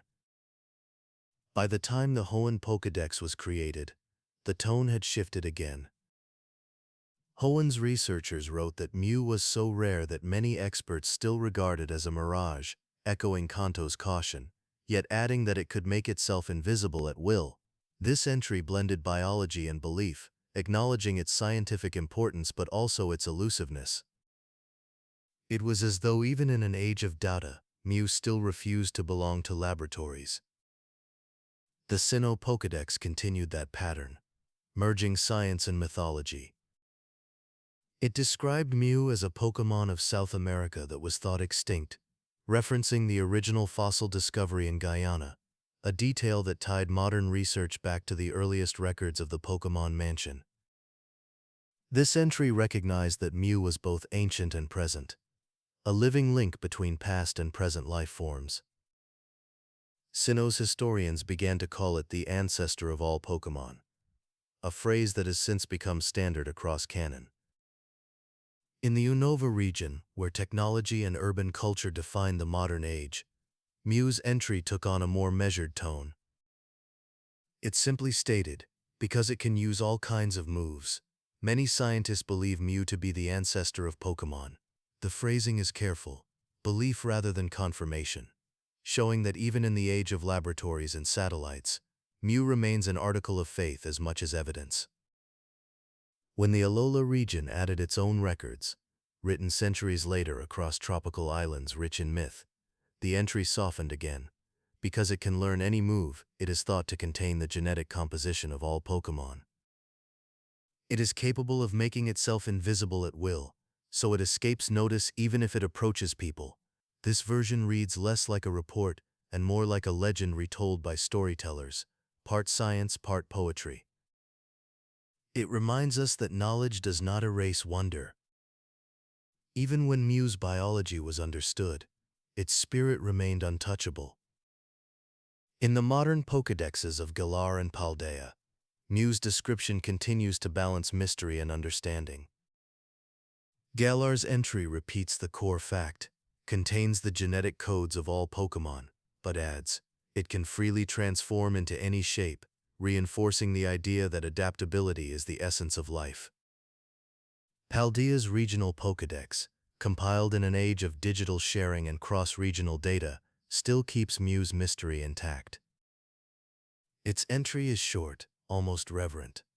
It is said to possess the genes of all Pokémon.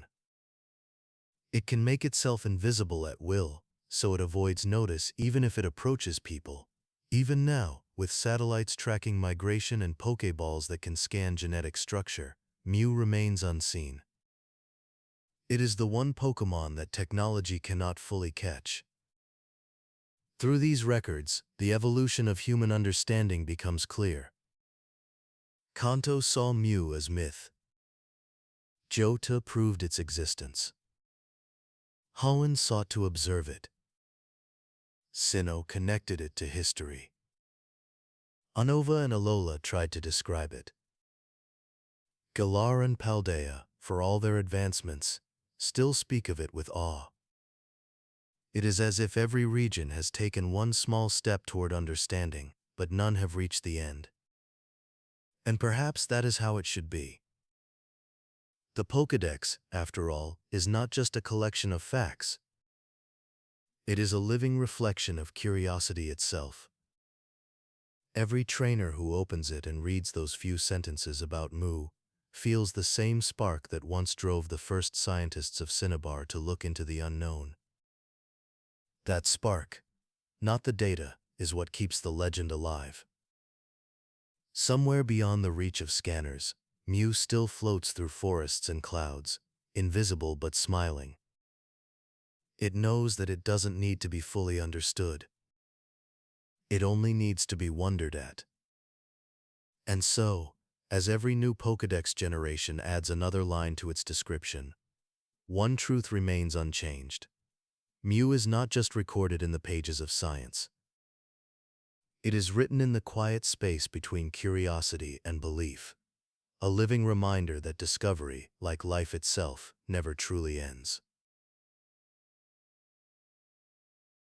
Chapter 27: Cultural Symbolism of Mew. In every region of the Pokémon world, the stories people tell about Mew sound different, yet the feeling is always the same: peaceful, curious, sacred in its simplicity. No matter what language they speak, people describe Mew as something beyond definition, a creature that represents not just life, but the gentle joy of living. From its first recorded mention in the journals of Cinnabar Island to its later myths in Johto and Hoenn, Mew has always stood at the point where science meets belief. It is proof that knowledge does not have to destroy wonder. In Kanto, it was a legend whispered by scientists, a miracle in a laboratory. In Johto, it became a spiritual symbol, a reflection of harmony. In Hoenn, it transformed into a messenger of diversity and adaptation. And across the decades, its meaning grew until it reached something larger than regions or disciplines. Mew became a symbol of possibility itself. Scholars within Pokémon canon often write about this duality. To scientists, Mew represents the origin of life, the first cell, the unbroken chain that connects all creatures. To philosophers and artists, it represents purity, life untouched by fear, greed, or anger. Its small, round form and childlike eyes evoke both innocence and eternity, reminding people that creation begins not with strength, but with curiosity. In regions where Pokémon are tied closely to folklore, Mew takes on softer meanings. In Sinnoh, where the legends of Arceus and the Creation Trio dominate myth, Mew is described as the living fragment of the first being's thought. In Alola, storytellers say that Mew drifts through the upper winds, guiding lost spirits to peaceful dreams. In Galar, a region steeped in history and human ambition, Mew is often painted as a symbol of humility, the reminder that all power begins small. Even the way people draw Mew across different cultures reveals these beliefs. In older artworks and murals, Mew is often surrounded by light or water, both ancient symbols of birth. Its tail curls into spiral shapes, a pattern that mirrors the swirl of galaxies, seashells, and the unfurling of life itself.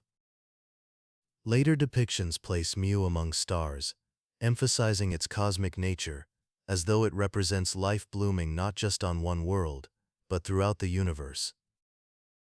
Each new artist adds to that image, turning Mew into something both familiar and infinite.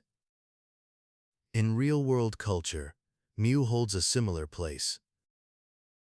To many fans, it represents nostalgia, the childhood belief that the world still holds secrets worth discovering. To others, it symbolizes peace, a gentle presence that asks nothing but curiosity. In countless pieces of art, music, and fan storytelling, Mew floats alone through glowing skies, smiling softly. Its serenity makes it a muse. Painters, composers, and digital artists often describe working on Mew as soothing, as though depicting it helps them remember what wonder feels like. Mew's design reinforces this calm universality. Ken Sugimori once explained that Mew's round body and soft lines were meant to evoke both a fetus and a cat, two forms that symbolize innocence and comfort. Its features are symmetrical, balanced, and uncluttered, giving it a purity that feels elemental. Unlike most Pokémon, Mew shows no signs of aggression or fear. Even its psychic powers are expressed through play, light, and laughter. That purity of design mirrors the role it plays in every story, the creature before conflict, the spirit untouched by ego. Across generations, Mew has become the emotional center of the Pokémon mythos. Arceus may be the creator of the universe, but Mew is its heartbeat. Celebi carries time, Jirachi holds dreams, and Ho-Oh brings rebirth. Yet Mew remains the quiet origin, the one that reminds us why creation matters in the first place. Its continued presence in every era, from ancient murals to digital screens, speaks to something deep within both the Pokémon world and our own. Even the ways people interact with Mew, through movies, events, and games, reflect cultural values. In the early years, it was a reward for exploration and patience. In modern times, it is often a gift tied to community events, symbolizing connection. Every distribution, every remake, every cameo carries the same message, that sharing wonder keeps it alive. Perhaps that is why Mew continues to appear, not as a deity demanding reverence, but as a companion inviting curiosity. It teaches that creation and peace are not distant opposites but parts of the same cycle. Life begins with discovery, and discovery leads to understanding. Somewhere in the skies above every region, Mew still drifts through moonlight, eyes bright with quiet joy. It has no temple, no throne, no need for worship. Its sanctuary is curiosity itself, the open heart that looks at the world and smiles. And that, more than anything, is the meaning cultures across the world have always found in Mew. That the beginning of all things is not power, but peace. Chapter 28. Mew's Place Among the Mythicals. When people speak of gods and origins in the Pokémon world, they often begin with Arceus. The ancient Sinnoh texts say that when nothing existed, Arceus came into being and shaped the universe with its 1,000 arms. It is the first act of creation, the spark that set time and space into motion. But what came next? What filled that empty world with life, breath, and possibility? For many scholars and storytellers alike, the answer is Mew. Mew exists at a different layer of divinity. It is not the architect of the universe like Arceus, nor the keeper of dimensions like Dialga or Palkia. It is the foundation upon which living creatures stand, the soft, quiet link that connects all Pokémon through shared origin. If Arceus is the voice that said, "Let there be existence," then Mew is the first heartbeat that followed. The oldest theories of Pokémon evolution, first mentioned in the Kanto and Johto research archives, place Mew at the base of all genetic life. Its cells contain every known Pokémon gene, suggesting that from it, life diversified into the countless forms that fill the world today. That idea carries both scientific and spiritual weight. In scientific terms, Mew is the common ancestor. In spiritual terms, it is the breath of Arceus made visible. Legends from Sinnoh and Hisui hint at this connection. Ancient carvings found near the Temple of Sinnoh depict a small cat-like figure drifting beside larger divine beings. Its shape is unmistakable. Mew, curling playfully near the symbols of time and space. Scholars believe this art portrays the moment when the world, newly formed, was first filled with living energy. Mew is shown not as a subordinate god, but as the embodiment of life's light, the same energy that would later give rise to Pokémon, plants and humans alike. Other mythical Pokémon, appearing in later generations, seem to echo pieces of that same origin. Celebi, Jirachi, and Manaphy all carry aspects of Mew's spirit: time, hope, and empathy. Darkrai and Shaman represent the dual forces of fear and healing. Each of them could be seen as a reflection of one emotion contained within Mew's original design. Even Genesect, recreated from ancient fossils and enhanced through technology, mirrors the cycle begun by Mewtwo, humanity's recurring attempt to imitate the miracle of life.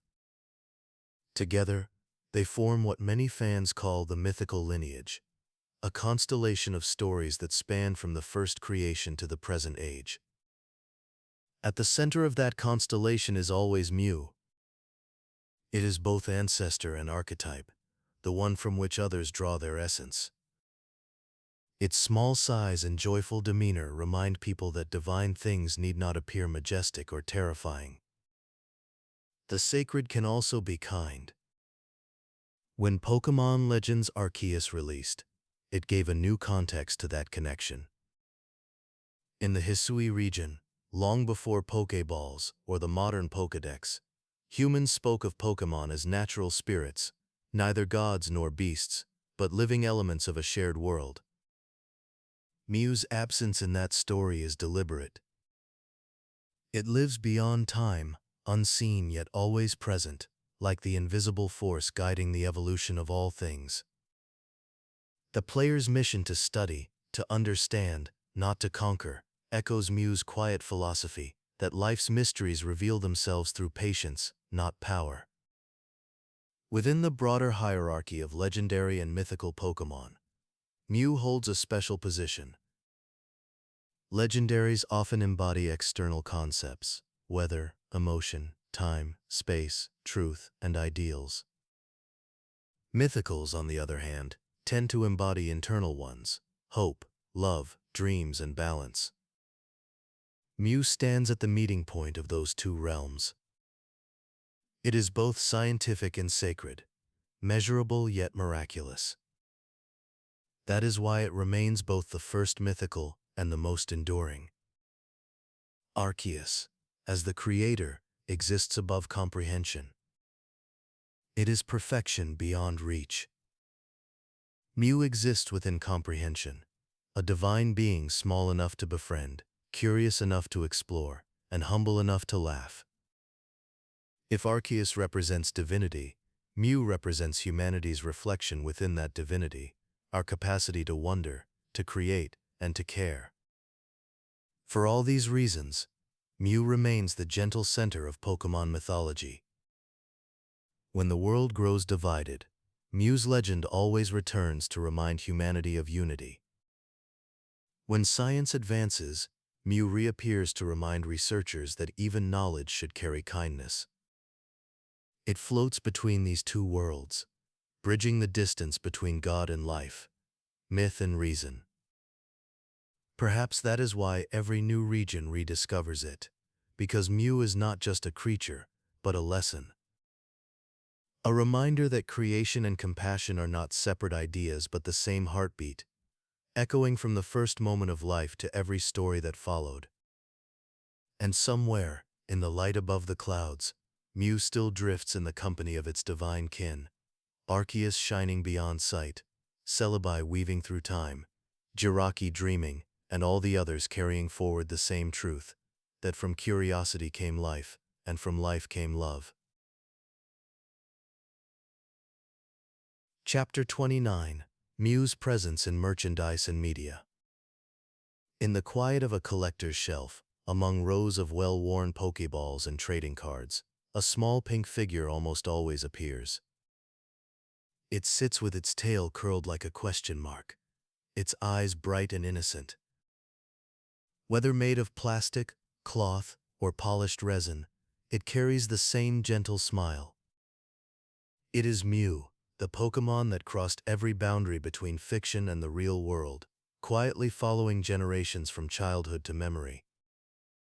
Mew's history in merchandise began almost at the same time as its legend. In 1996, as Pokémon Red and Green launched in Japan, CoroCoro Comic held a special promotion that included not only the hidden Mew in-game, but also early concept art and a small figurine. That figurine, made by Tomy, became one of the first pieces of official Pokémon merchandise. Small enough to fit in a child's hand, it captured the essence of Mew's design: smooth, simple, balanced. For many, holding that toy was the first time they saw Mew outside of pixel form, a bridge between imagination and touch. By the time Pokémon the first movie released in 1998, Mew had become the face of the franchise's mystique. Theatrical campaigns across Japan, North America, and Europe centered on the tagline, "The Origin of All Pokémon." Posters showed Mew drifting in beams of light, opposite Mewtwo's fierce silhouette, innocence facing creation's shadow. Promotional partnerships followed quickly. McDonald's Happy Meals offered Mew toys inside Pokeballs. Burger King's global collaboration featured collectible gold trading cards sealed in Pokeballs of polished plastic, one of which bore Mew's engraving. Across schoolyards, those toys became treasures passed between hands like talismans. At the same time, plush makers began producing soft, rounded versions of Mew. Early Tomy and Banpresto plushes emphasized its childlike charm: big blue eyes, small paws, a playful tail. Unlike many Pokémon toys designed for battle play, Mew's plushes were designed for comfort. They were often shown curled up or floating, embodying peace rather than power. That gentle design choice shaped how generations of children perceived it, not as a weapon of science or an elusive prize, but as a quiet friend. When the Pokémon Center stores opened in Tokyo, and later expanded worldwide, Mew remained a consistent presence. Each anniversary brought new designs: crystal keychains, embroidered cushions, miniature figures suspended inside clear spheres. Collectors noticed that Mew was almost always among the first Pokémon featured in limited lines. Its universal appeal crossed every language barrier. A pink silhouette on a tag could spark recognition in any fan's heart. In the 2000s, digital and fashion collaborations brought Mew into new spaces. Designers used its shape in minimalist jewelry, embroidered patches, and subtle patterns on pastel clothing. Official collaborations like Pokémon X Isetan in Japan featured delicate accessories with Mew's curled tail engraved in silver. In each case, Mew represented the same qualities it held in canon: purity, beginnings, and gentle joy. Outside physical merchandise, Mew appeared often in advertising and brand imagery. When Pokémon Go launched globally, promotional posters in Tokyo and New York showed Mew's faint silhouette hidden in the clouds, a nod to the creature's tendency to appear only when unseen. In 2016, the franchise's 20th anniversary campaign, Train On, included a short film montage revisiting iconic moments from across Pokémon history. Near its end, Mew appeared for only a second, drifting through the stars, a single frame that reminded viewers of where it all began. Mew's likeness has also been used in educational and charitable collaborations. During the 2020 Pokémon with You campaign in Japan, plush versions of Mew were distributed to children in hospitals as symbols of comfort and hope. The choice was intentional. Out of every Pokémon, Mew's calm expression and gentle mythology made it the ideal messenger of care. For collectors, Mew remains one of the most timeless subjects of craftsmanship. Vintage Koro figures, soft pastel plushes from Pokémon Center's Sleeping Mew line, crystal display figures by Kotobukiya, even the Golden Mew card from Burger King's collaboration, all tell the same quiet story. They are physical echoes of curiosity. Each piece holds not just nostalgia, but the feeling of discovery that first defined Mew's myth. Even today, as digital collectibles and 3D printed figures take new forms, Mew remains a favorite.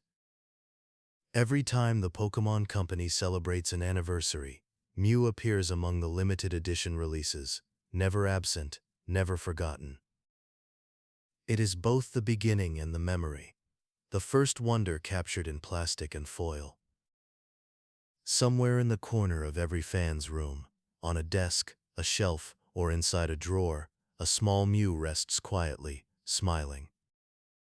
Its tail curves like a comma at the end of a long sentence, waiting for the next chapter to be written. It reminds us that the stories we hold in our hands, in toys, in cards, in simple keepsakes, are not just about collecting, but about remembering. Because every Mew, no matter its form, carries the same message: that wonder once discovered can always be kept close. Chapter 30. A Gentle Closing. The Origin's Lullaby. Night settles over the world of Pokémon. The forests hush. The seas calm. The stars glimmer like small, steady heartbeats across the sky. And somewhere among them, far above every mountain and city, a faint light moves, a soft pink glow drifting between clouds. It is Mew, the first dream of life, wandering once more through the quiet. If you listen closely, the rhythm of the world seems to slow in time with its flight. The wind grows still. The rivers rest. Even the night Pokémon pause, as if the planet itself remembers. It remembers a time before battles and machines, before trainers and gyms, a time when life began as curiosity, when every heartbeat carried a question instead of an answer. That is the world Mew still carries inside its small frame. It has seen the beginning and every story that followed. It watched the first flames rise in volcanic jungles and the first wings beat above them. It felt the scientists of Cinnabar reach too far and forgave them. It drifted through the mountains of Rota, the ruins of Sinnoh, the forests of Johto. And through all of it, it never grew older, never heavier, never tired of looking at the world with wonder. For Mew, life has never been about power. It is about presence. It does not hold dominion, it dances. It does not command, it listens. It exists to remind the living that gentleness is not weakness, that the smallest creature can carry the greatest peace. When Mewtwo questioned its purpose, Mew was there to answer without words. When the tree of beginning trembled, Mew steadied it through love. When children opened their first Pokeballs or lifted their first cards and saw its shape, they felt the same calm pulse that runs through all of creation. In every version of the story, across every medium, Mew plays the same note, a single steady tone that hums beneath the noise of the world, reminding it to breathe. Now, as new regions rise and old legends become myth again, Mew continues to float unseen through the sky. It passes over sleeping cities where trainers rest after long journeys. It glides above the oceans where Lugia sings, and over forests where Celebi hides within time. Each place greets it in silence, like stars nodding to one another. Sometimes, if the night is clear, a flicker of light appears near the moon there, and gone again. Those who see it often think it is imagination, But somewhere deep inside, a calm warmth settles in their chest, and they smile without knowing why. That feeling is Mew's lullaby. Not sound, but memory. The memory of being young, of wondering, of believing that the world was vast and kind. Through decades of games, films, and stories, Mew has remained constant. The art changes, the music changes, the technology changes, but Mew is the same, weightless, playful, compassionate. It asks nothing from those who find it. It only invites them to look at life with new eyes. If Arceus is creation's first breath, Mew is the sigh that follows, the sound of life settling peacefully into motion. It carries the DNA of every Pokémon, yet bears no burden. It could become anything, yet chooses to stay small. There is quiet wisdom in that choice, the understanding that wholeness does not need grandeur. Sometimes, to contain everything, one must remain light enough to float. As the night deepens, the glow fades, but the feeling remains. The forests exhale mist, and the waves of the sea move like gentle dreams. In the stillness one can almost hear Mew's laughter, soft, distant, blending with the rustle of leaves. It is the sound of beginnings that never end. For those who listen, that laughter is not a farewell. It is a promise. A promise that curiosity will always return, that peace is always near, and that somewhere above the clouds, life still smiles at itself, through a small pink shape drifting in the dark. So close your eyes now, and imagine it gliding past the stars, its tail curling in slow loops of light. The world is safe tonight. The stories are told. The Origin sleeps. Good night, Mew.